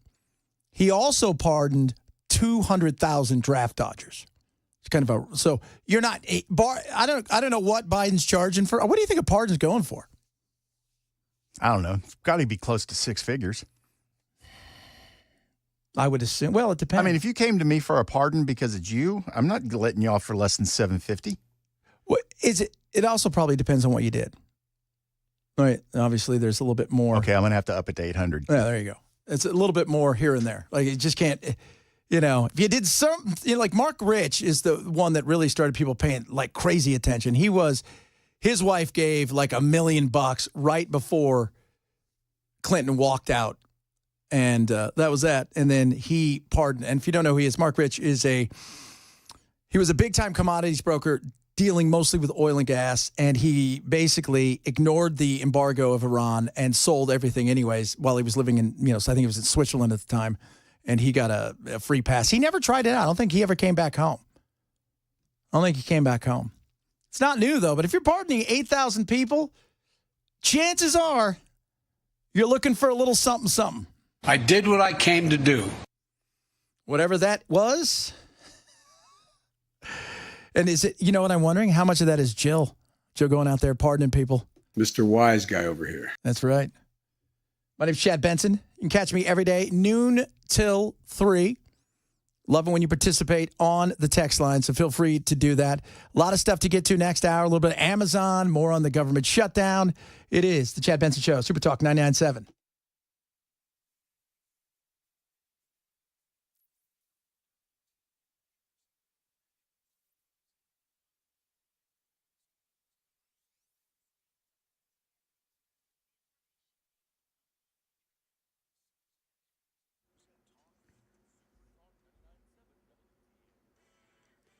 Two o'clock on the dot. I'm Ken Weaver with your top stories. Got the full forecast coming up in 5 minutes, and we're monitoring reports out of Europe. A car plowing into a Christmas market in Germany. Several people are injured. Here in Tennessee, a suspect is dead after authorities say 2 people were shot in the parking lot of a plant in Overton County. This is the Hutchinson plant. The victims are hospitalized, one of them critically wounded. And in our nation's capital... This is a special report from ABC News. Government Shutdown Watch. I'm Michelle Franzen. Lawmakers are now less than 10 hours away from a deadline. Last-minute opposition leading to a scramble for an alternative funding fix. ABC's Jay O'Brien is on Capitol Hill and says the House Speaker could break up the measures, but without President-elect Trump's demand of extending the debt limit. Regardless of what they choose, what we're being told from sources in the room is that the debt ceiling is not going to be addressed this time around. It will be kicked into being addressed into the new year. And that was a key demand from Donald Trump, that any temporary government funding also include addressing the debt ceiling and extending the debt ceiling, which is set to be hit now in the spring into January of 2027. If the government funding runs out, it would impact more than 3.5 million government workers, including the military, TSA, and air traffic controllers, along with Americans who rely on government programs. This is ABC News. Whether driving or flying, holiday travelers gearing up for what could be the busiest season ever. Here in Nashville, Channel 4's Joylyn Bukovac with some good advice, flyers. If you are flying out of BNA today and you notice that the Terminal Drive exit is backing up along I-40 East, keep in mind you can also take Donaldson and Murfreesboro Pikes as well. Just give yourself plenty of time to get to the airport because parking can also be time-consuming. AAA projecting record holiday travel with nearly 120 million Americans Americans on the move by car, plane, or train through New Year's Day. Here's Dave Packer. U.S. Airlines expecting 54 million passengers, light travel days, Christmas and New Year's Day, but peak crowds on December 22nd and December 29th. And despite lower gas prices, highway delays expected to increase by 30%, especially cities like Boston and New York. As for a possible government shutdown, TSA says its people will continue working, though longer delays could arise if a shutdown persists. Richard Allen sentenced today to 130 years in prison for the 2017 murders of Abigail Williams and Liberty German, a German that is, on a hiking trail in Delphi, Indiana. Following the sentencing, we heard for the first time from the families of the victims. Abigail Williams was 13 years old and Liberty German 14 when they were killed on a hiking trail in Delphi, Indiana. Their convicted killer, Richard Allen, sentenced today, will spend the rest of his life in prison. That is the latest news. Weather is next. I'm Ken Weaver, WTN News.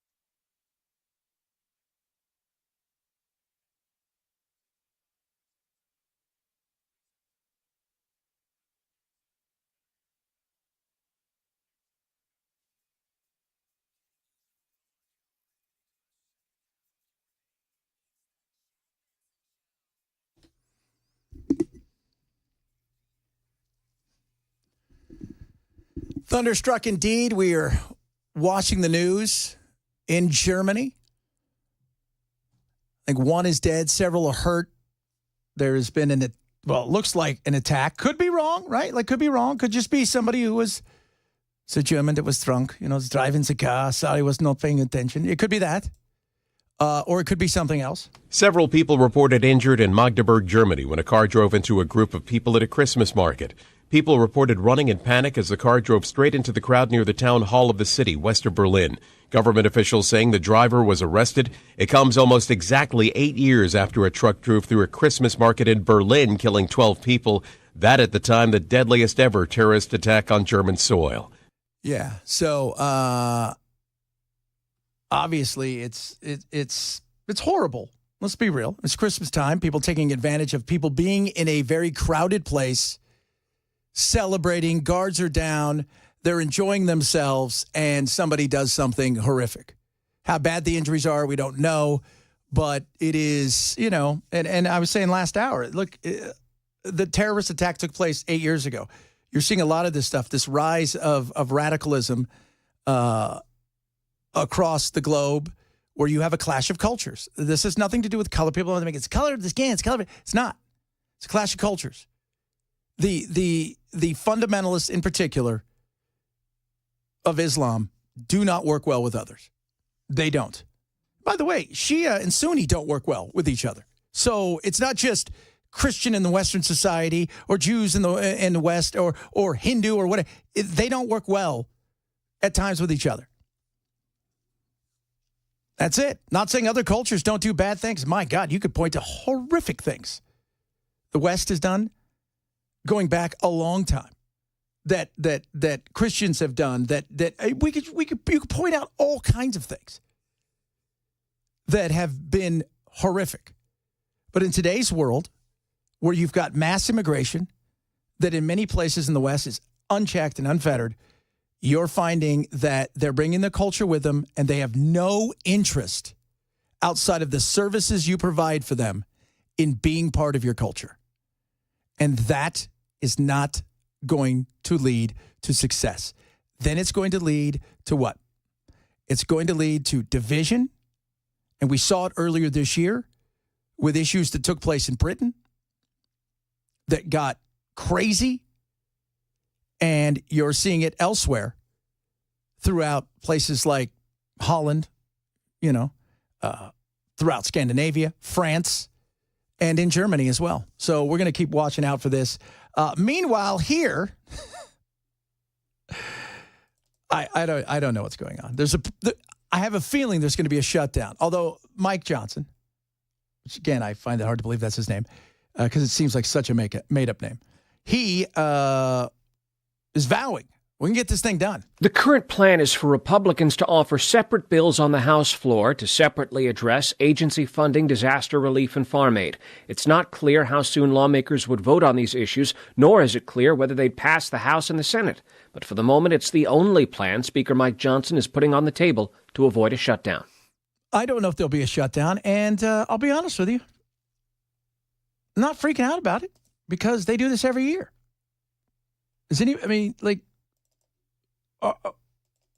What does it do for me? Nothing. What does it do for you? Nothing.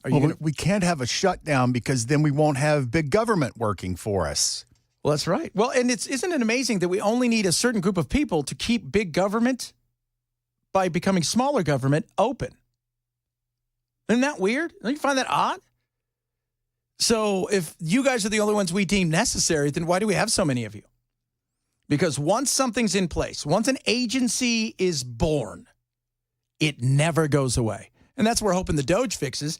But I've got news for you. The Doge isn't going to be able to do what it wants to do because of laws. Unless Congress changes some of those laws, it is going to be an uphill battle. Who's affected by this, you say? We're talking about over 3 million federal workers that can miss a paycheck as soon as January 3rd. Active duty military families, military members and their families that could miss a paycheck over the holiday season. Now, we know that about 13,000 air traffic controllers during this busy holiday season could be asked to work without pay. Working without pay doesn't mean you don't get paid. It just shows up. But they word it so it sounds like, oh, we're making them work and we're not giving them anything in return. Yeah, even if they make it sound like you go and you work your shifts and you work for 2 weeks and there's no paycheck coming that second week. But then they and then they get your paycheck to you. That 2 weeks you work, you didn't get paid. The back pay's there. Whatever you work, you're getting paid. Whatever your contract says, you're getting paid.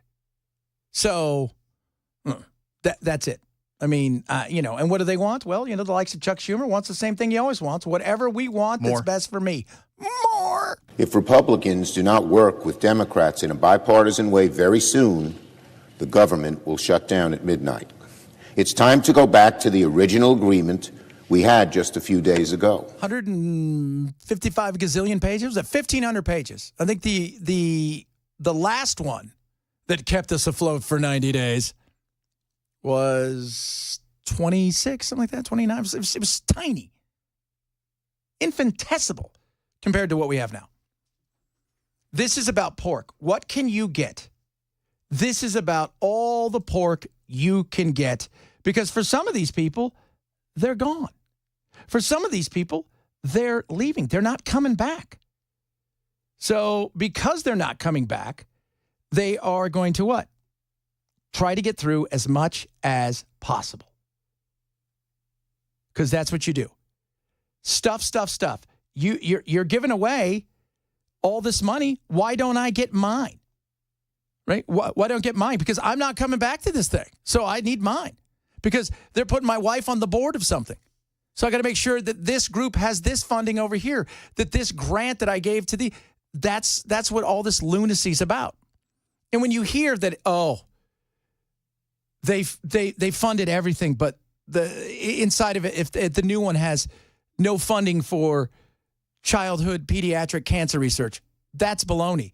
It may not be in whatever CR, but the CR is not the end all the be all. It's a small port. It's supposed to be a stopgap measure. It's not supposed to be a 1,500-page bill. The White House put pressure on congressional Republicans to figure out a way to fund the government with a midnight deadline approaching. Press Secretary Karine Jean-Pierre said it was Republicans who walked away from a bipartisan deal under pressure. Congressional Republicans did what they did because of what the president-elect said and what Elon Musk said.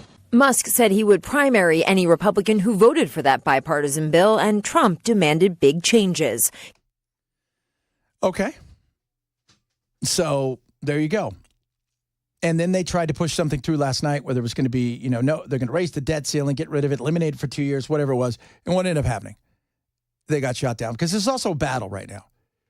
Everybody's trying to find their way. The people that are going to still be there, they're going to battle hard because they want to make sure that everybody realizes you're not just going to run us over, President Trump, for everything you want.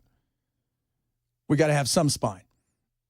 You saw that when it came to the Senate, and Trump and them wanted Rick Scott. They went with John Thune, and there was a hardcore campaign online to get Scott through and to basically go after Thune, and it didn't work. So that's a bit of this as well. But you got to do better. And you know what? It wasn't them. Now, they may be the messenger, right? And this is Trump. You're heading into this government. You better get what you think you can get. At least temporarily, because you don't want to be coming in during a shutdown. Although if you fix it when you get there, it's a win for everybody. You're like, yay. But that being said, you've got to put out there what your must-haves are in this next 90 days to get you through while you negotiate, or 30 days or 60 days, whatever it ends up being. And you've got it made to be known. And then you're going to have not only you, but Elon, whoever you think is going to get this done, go out and sell this thing. Because that's important. Because you need to figure out how to sell this thing to the American people as much as to the Republicans that you hope helps you get over the line. Why do you want to raise it? Well, you want to be able to have some wiggle room and stuff. Okay, fine. We're in debt. I thought the whole thing is less. Should we be shrinking that ceiling? Like bringing it down? Austerity? Here's the thing, too, and I think we're learning this with Milei. So the Argentinian, right, he's an arco-economist, libertarian. I saw somebody describe him the other day as he's got Wolverine hair and a crazy appetite for beautiful women and whatnot. No claws, but he has a chainsaw. He does have a chainsaw. They right now have a surplus. They right now have beat down inflation to a point where the explosion of inflation over the last 24 plus months was insane. Like to the point where you could go into a grocery store and you could pick up something, and by the time you shop the rest of the way, that price could have changed. Like that's what they were talking about, how bad it was. And it was never changing to the good. Well, he fought that down, but poverty went from 13% to 50%. But people see light at the end of the tunnel, and they're willing to accept some pain if they know the long term there's going to be gain. So if you're honest with people saying, look, we've got to have some austerity measures. We got to cut here. We got a massive deficit. This isn't going to be easy. We're going to have to chop some stuff. It is going to be uncomfortable. People want the truth and transparency. Well, if you want it, you've got to be willing to accept it. And I think most people are. And I think the reason in Argentina, after everybody said he was going to fail, Milei is doing well because he was honest and he told everybody, it's not overnight. We didn't get here overnight. We're not going to fix it overnight. But it's happened much quicker. So they're willing to take short-term pain if they think it's going to be short-term for the better. And so far, he is showing with what he has done that there is a way to do things like that. But you've got to be honest with everybody on why you're doing this. Say, look, the reason we need to have a little bit more wiggle room in raising the debt ceiling is because I need to be able to negotiate certain things. We need to be able to have some areas of which we can negotiate. And then go there. You've got to be able to explain it in a way where you're honest with the people so they understand, okay, yeah, this may be an issue here where we're going to have a little short-term pain. But if long-term, it helps slow down the growth of government and ridiculousness, cuts waste, actually gets some stuff done that's supposed to be done in a real way, you start explaining that, people will be with you. It's what people want to know. Be honest with us. And we're there. Treat us like children. We're going to act like children. I think the whole thing with the drones was an issue. The way people reacted, we're like, all right, we can't tell anybody there's aliens. We put drones in the air. They lost their mind. If we told them we're aliens, I don't even know what would happen at that point in time. A lot of you chiming in on this. A lot of you are saying, shut it down. Well, I think it's going to get shut down. How long does that go? Is Musk going to be primary speaker? No, I don't know if he's going to be. Here's my thing with Elon Musk, and everybody yesterday was chiming in. He's going to be the speaker. Put that out there. It's fun to float around. Elon's got a lot of other stuff going on. There's a lot of irons in that fire. Could I see Vivek taking up a role like that? That I could. But that also takes them away from their primary, which is you're supposed to be working on this Doge thing on a pretty full-time basis. And so I think the thought of him being speaker, it sounds intriguing, but no. And you also need, and part of being Speaker of the House, which people don't realize is, and maybe the biggest part is, you raise money. You are the primary fundraiser, which is interesting. We'll talk a bit about that and why that plays into the Matt Gaetz thing. That, now that they're going to release the ethics report. A lot of stuff still to get to as well. And again, Brian coming up at 3. He is retiring on Christmas Eve. It's his last show. And then Matt takes over the day after Christmas. Yes, sir. Brian's on today? Isn't he? I can't keep track of everything. I think sure Brian he is because Matt's gone. Yeah, so Matt's gone. So Brian's on today and then through Christmas Eve. Okay, this is getting all way too confusing. We just need to keep Brian. There you go. That'll for solve now. all the problems. For now. So we're keeping him till Wednesday, and then he's stepping away, obviously, and retiring. And then Matt takes over the day after. And I'm here now from noon to 3 right here on Super Talk 99.7.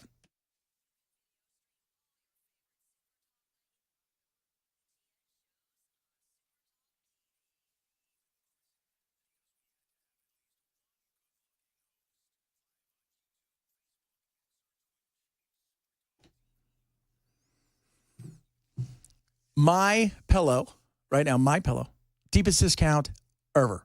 Are you ready for this? $14.88 for the classic My Pillow. Accept nothing less. Made in the USA, 10-year warranty, 60-day money-back guarantee. And if you buy now before Christmas, you still have time to get it there. But if you do that, they're going to extend your warranty out past March. And you can get any size fill you want in your pillow. So if you want a pillow that is super firm, you can do that. If you want one that's really soft and mushy, you can do that as well. But it's the classic My Pillow, $14.88, lowest price ever. And you do this by going to mypillow.com/Benson. You use that code Benson. They've got deep discounts on the mattress topper, the slippers, the sandals, you name it, they've got it all. Pet beds, incredible sheets, towels, all of that stuff. But the classic My Pillow is on sale right now. Lowest price in history, $14.88, limit 10. Go to mypillow.com/Benson. That's mypillow.com/Benson.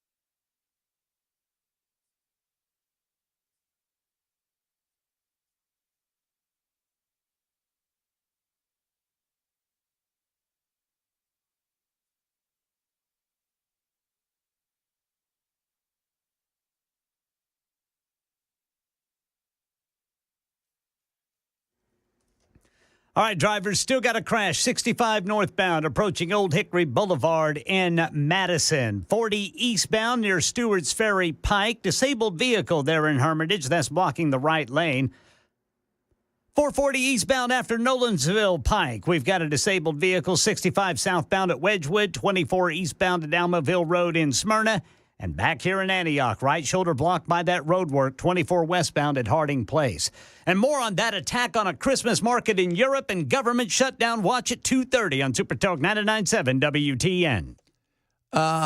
We are looking, I don't know if you've seen this, Ken. Now they're saying it's up to 80 people hurt in at least one day. Gracious. So if you guys are just joining the program, and you're like, who the hell's this guy? First of all, Chad Benson. This is my show now, noon to 3. Matt starts 3 to 7 after Christmas, day after Christmas. But Christmas market downtown. So in Europe, it's old school at times where it comes to shopping, where a lot of times during the year, shops close at like 6 or so, 7 during the week, and even on the weekends. So during the Christmas time of year, in a lot of places, they'll have the markets, they'll keep things open. They'll have like bazaars or farmers markets this time of year. And somebody plowed through a market in Germany. They've arrested the driver, but originally it was 1 dead and 7 injured. Now it is up to 80 injured. And again, this is all, fluid, just like the other day when the shooter in Wisconsin, who we've already forgotten about, that was a situation where it was up to 5 dead and then down to 2, and then it was all over the place. But they're saying up to 80 injured after the car plows into a Christmas market. So they've arrested the driver. I just saw Santa Claus walk by, which is just a weird thing as well. And by the way, all the people there in their EMS service, their first responders, they all wear red and white, so they also look like Santa Claus. How many Santa Clauses are there? It's not that. It is a horrible situation. I mean, if you could see the amount of not just police present, but the ambulances that are there, it is crazy. It is frightening. So we'll keep abreast of that. And I keep saying this, and I don't want to be a Debbie Downer on this Christmas season. Is something like that going to happen here sooner rather than later? You bet. I showed Belle something earlier from Sarah Adams. Just try to get her on the show. I think she's a former CI. She might still be CI. CIA is very weird. They will talk about stuff because nobody seems to care in the CIA the way like the FBI's everything is super classified. But one of the things that they've talked about is how many people have got into this country from Al-Qaeda and ISIS and what they might try to do. And that will change us in ways. You remember after 9/11, what happened? First of all, we came together. I don't know if that would ever happen in today's world. I don't know if we could come together in that way.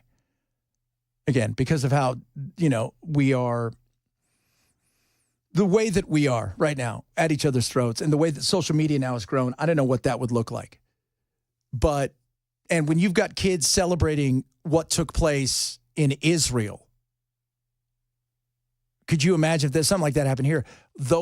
You'd have a group of youngsters, I know, and a bunch of loony lefts who would be out there going, we deserve it. What do we do to these people? They feel oppressed, et cetera, et cetera. So I don't know what that would look like, but I could foresee something potentially happening. And it's not if, but when. I think we all recognize that. Is 2025 it? What does that look like? Some of the stuff I've heard is terrifying, like an October 7th kind of attack across multiple cities on the same day where they're there to fight to the death and they're not interested in being taken in, and suicide bombers. That's one of the things she brought up. We have not had a suicide bomber. I was fortunate enough and unfortunate enough at times to live in England and be in London during the final throes of the IRA and bombings and how weird it was where they would, and that was at the time when the IRA would call ahead when they were going to blow something up.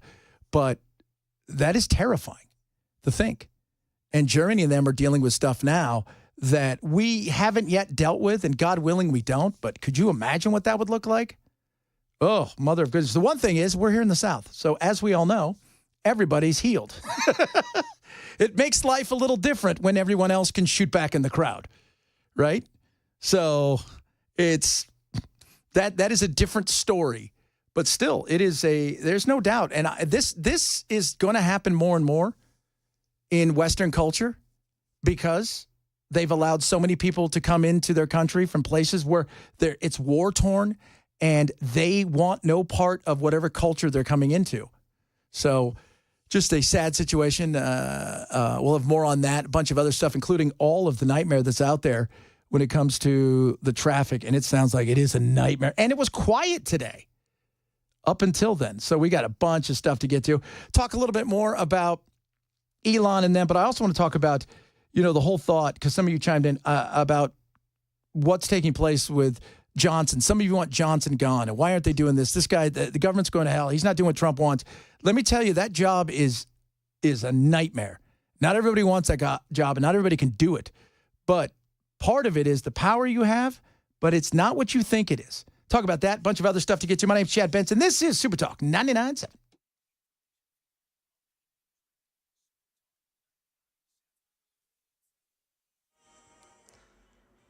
2:30 on the dot. I'm Ken Weaver with your top stories. Got the full forecast in 5 minutes. An attack at a Christmas market in eastern Germany. Several people reported injured in Magdeburg, Germany, when a car drove into a group of people at a Christmas market.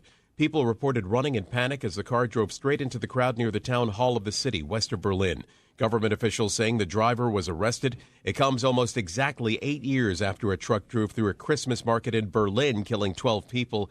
That, at the time, the deadliest ever terrorist attack on German soil. There are reports swirling that there is at least one person killed and as many as 80 injured.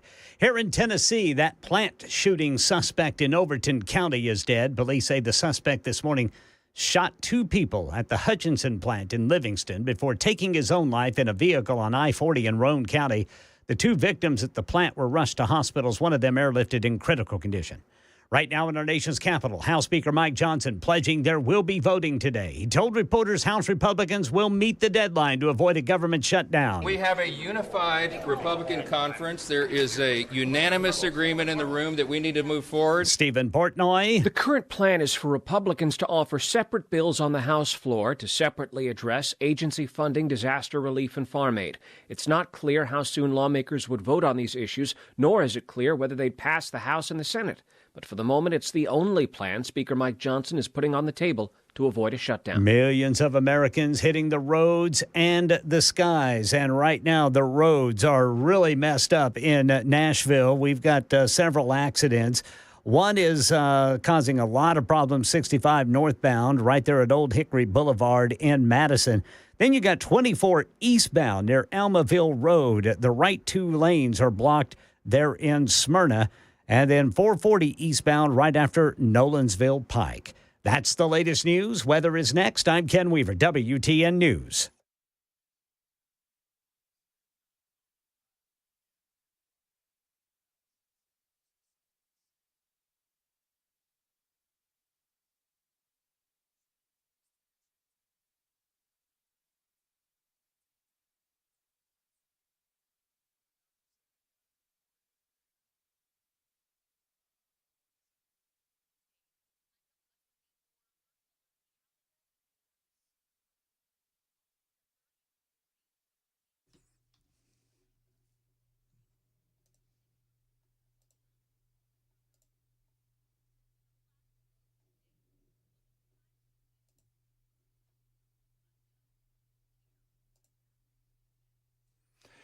Bulwark Capital, 2025, not too far away. Are you positioned just in case stuff goes a little south?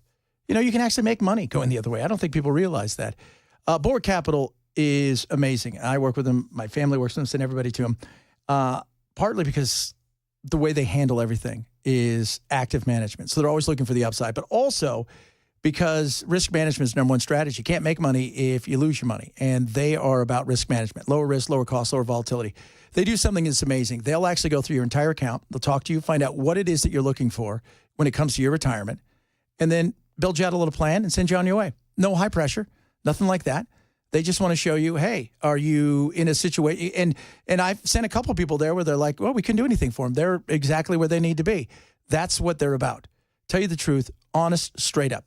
Call Bulwark today. Get a free risk review. It's a second opinion on what's going on in your account. Call 866-779-RISK, 866-779-RISK, or go to knowyourriskradio.com. That is So that's knowyourriskradio.com. Investment advisory service offered through Check Financial LLC and SEC registered investment advisor. Investments involve risk and are not a guarantee. Past performance is not a guarantee of future results. Trek 24378.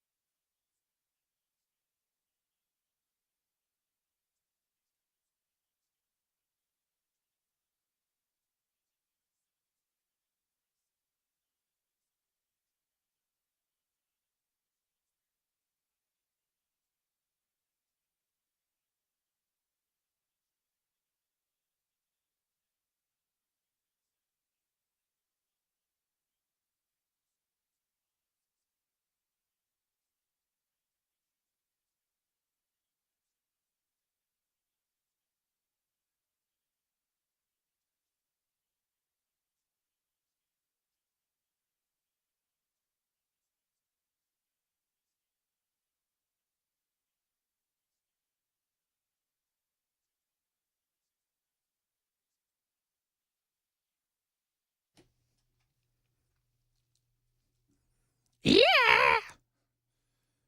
Little hair metal there. You look like you could have been in a hair metal band if you would have had a head, Bill. Well, I did have a life before I lost my head. Were you in a band? Maybe I was. What were they called? Maybe I was. They didn't have a cool name? No. Ah, the dreams. The dreams of a young boy. I've never wanted to be famous. I've only wanted to be rich. Yeah. That's a lot of that.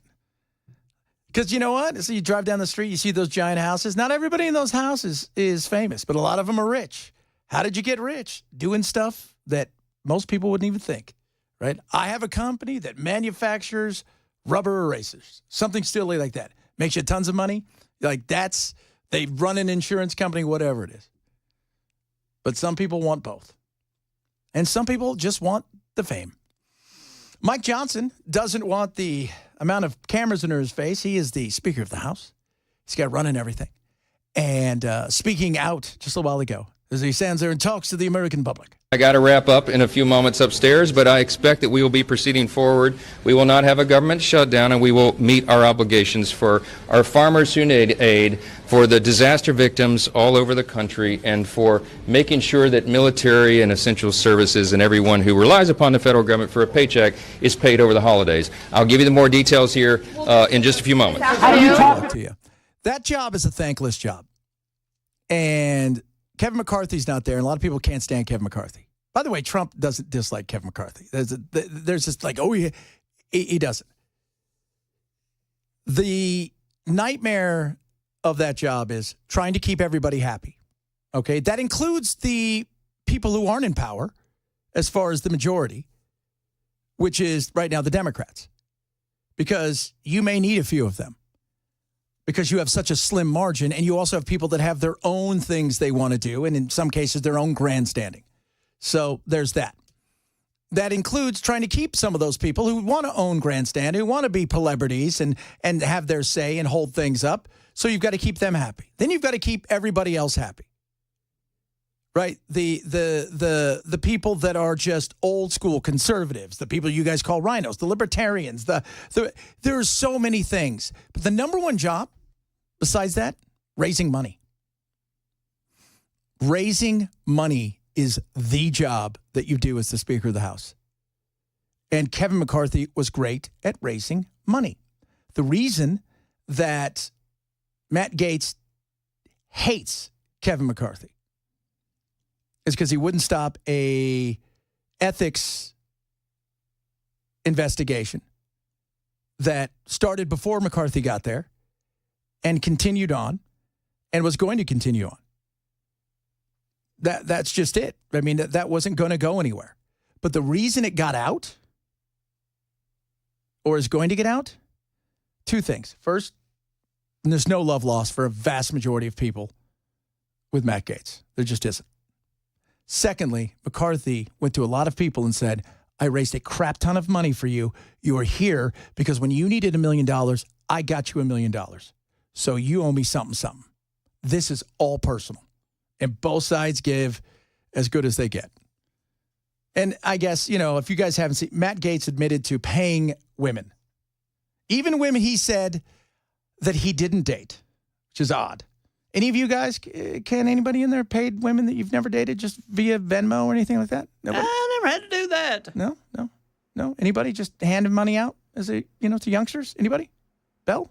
You mean no dinner, no drinks? No, didn't date him, didn't do anything with him. Yeah, I'm not doing that. Okay, there you go.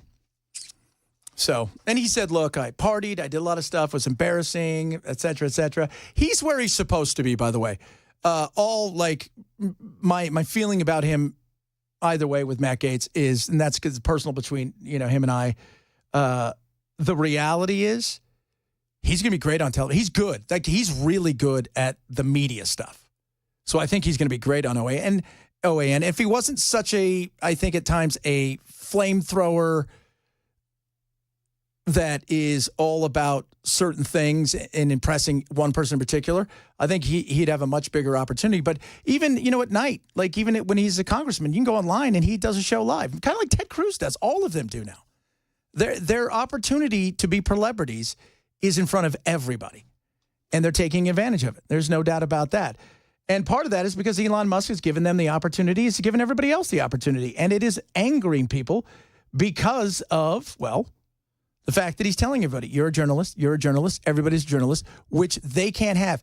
Elon Musk is exactly what the establishment media needed. They need a monster. Right? Trump is that to them. So you can't, in their mind, be a hero if you don't have something to fight against, something to stand against. They tried that with Ron DeSantis, but he is so boring. And he is so boring that they couldn't get him to do anything. They couldn't get him to, he's just all, it's like trying to argue with Sheldon from The Big Bang Theory. It was just, there was nothing to it, right, with him. It's all matter of fact and numbers and facts and data, and there was no energy or excitement. So, but they're coming after Musk because Musk gives them that monster they need if Trump eventually goes off into the relaxation world and retires and doesn't be the kingmaker and live for another 20 years fighting, because they need that person because they know they're not interesting. So what you cover better be interesting. A couple of examples, Brian, of what you just said. Some examples of what Musk was posting this week as he tanked that bipartisan spending bill. First, he questioned how the bill can be called a continuing resolution if it includes he said, a 40% increase in pay for Congress. That is not what the bill did. The pay raise, it did have a pay raise, but it would have been less than 4%, not 40, under 4%. He also posted that an NFL stadium here in Washington should not be funded by your taxpayers. It wasn't funded by the taxpayers in that bill. It was specifically something about the way the land was dedicated. And so those are just two examples of things that probably are not going to be in what eventually passes. And it's likely because of those two posts, which don't have correct information, Brian.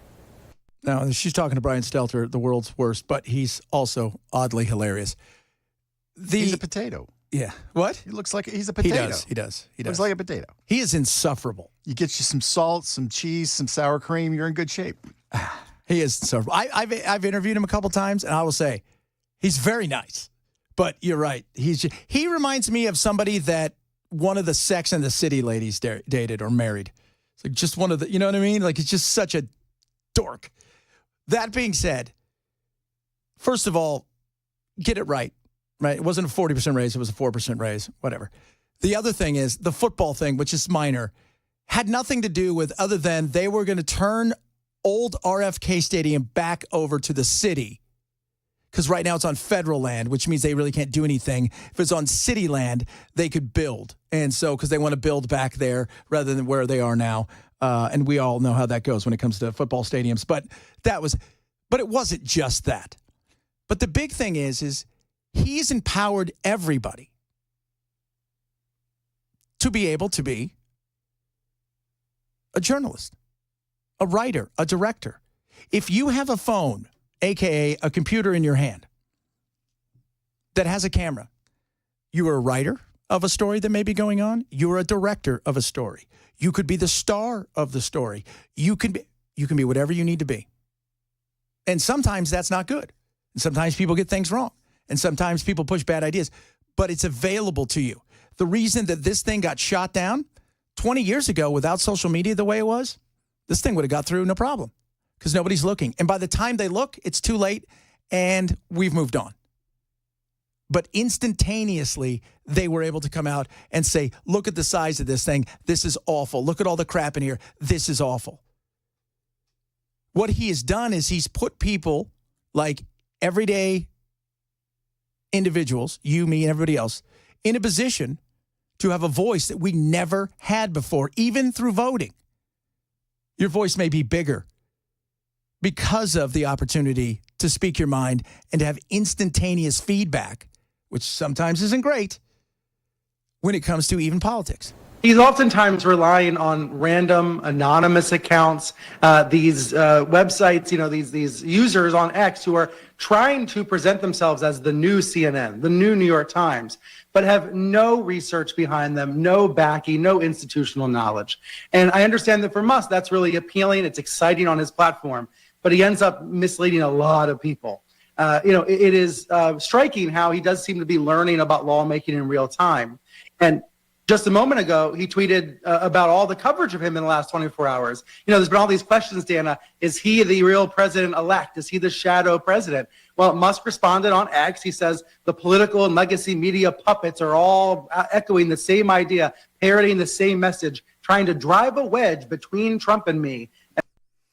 They have, but that's part of the game, because part of the game is the fact that you have now risen to a level where they enjoy fighting with you because you've become that new kind of monster, that opponent that they were looking for that they can't find in any other politician, right? Mike Johnson's not that guy. He just isn't. Right? You look around, Matt Gaetz was never really that size and that strong. Like, you would have to put them all together to even make anything kind of formidable in their world. But Elon is a whole nother story. And Musk ads, they will fail. I don't think anybody's trying to drive a wedge except those Democrats who are saying it. Journalists are just trying to understand the relationship between Trump and Musk because it's one of the most important relationships of the next 4 years. We're literally calling it as we see it. Elon Musk put out on social media that he didn't like the bill. Then there was a statement from Donald Trump and J.D. Vance, and then everything fell apart. Brian, thanks for coming on. Well, he can reach a lot of people quick in a very fast way. There's no doubt about that. And he does have sway. And I said yesterday, and I still contend, that there will be some bumpy roads between the two. Right now it's a honeymoon, and they're excited. But there is going to be some bumpy roads because you've got giant egos, and that's just the way it is. Even with Trump, man, everybody's got a sell-by date with Trump because it's fast, it's hard. He criticizes. There's always something. And I would love to think that that's not going to happen. But I continue to say, as important as Elon has been in a lot of this, when it comes to the Doge, you watch, Vivek will be the one who is death by 1,000 cuts to a lot of these because it's going to take time for some of these things to change. And because it's government. Baby, government takes a lot of time, as we know. We're still keeping watch. It looks like it's getting worse over there in Germany. Right now, 80 people have been hurt. That's what's being reported. One is dead. Christmas market, somebody drove into it. We're going to have the latest, a lot of other stuff as well. My name's Chad Benson. This is Super Talk 99.7.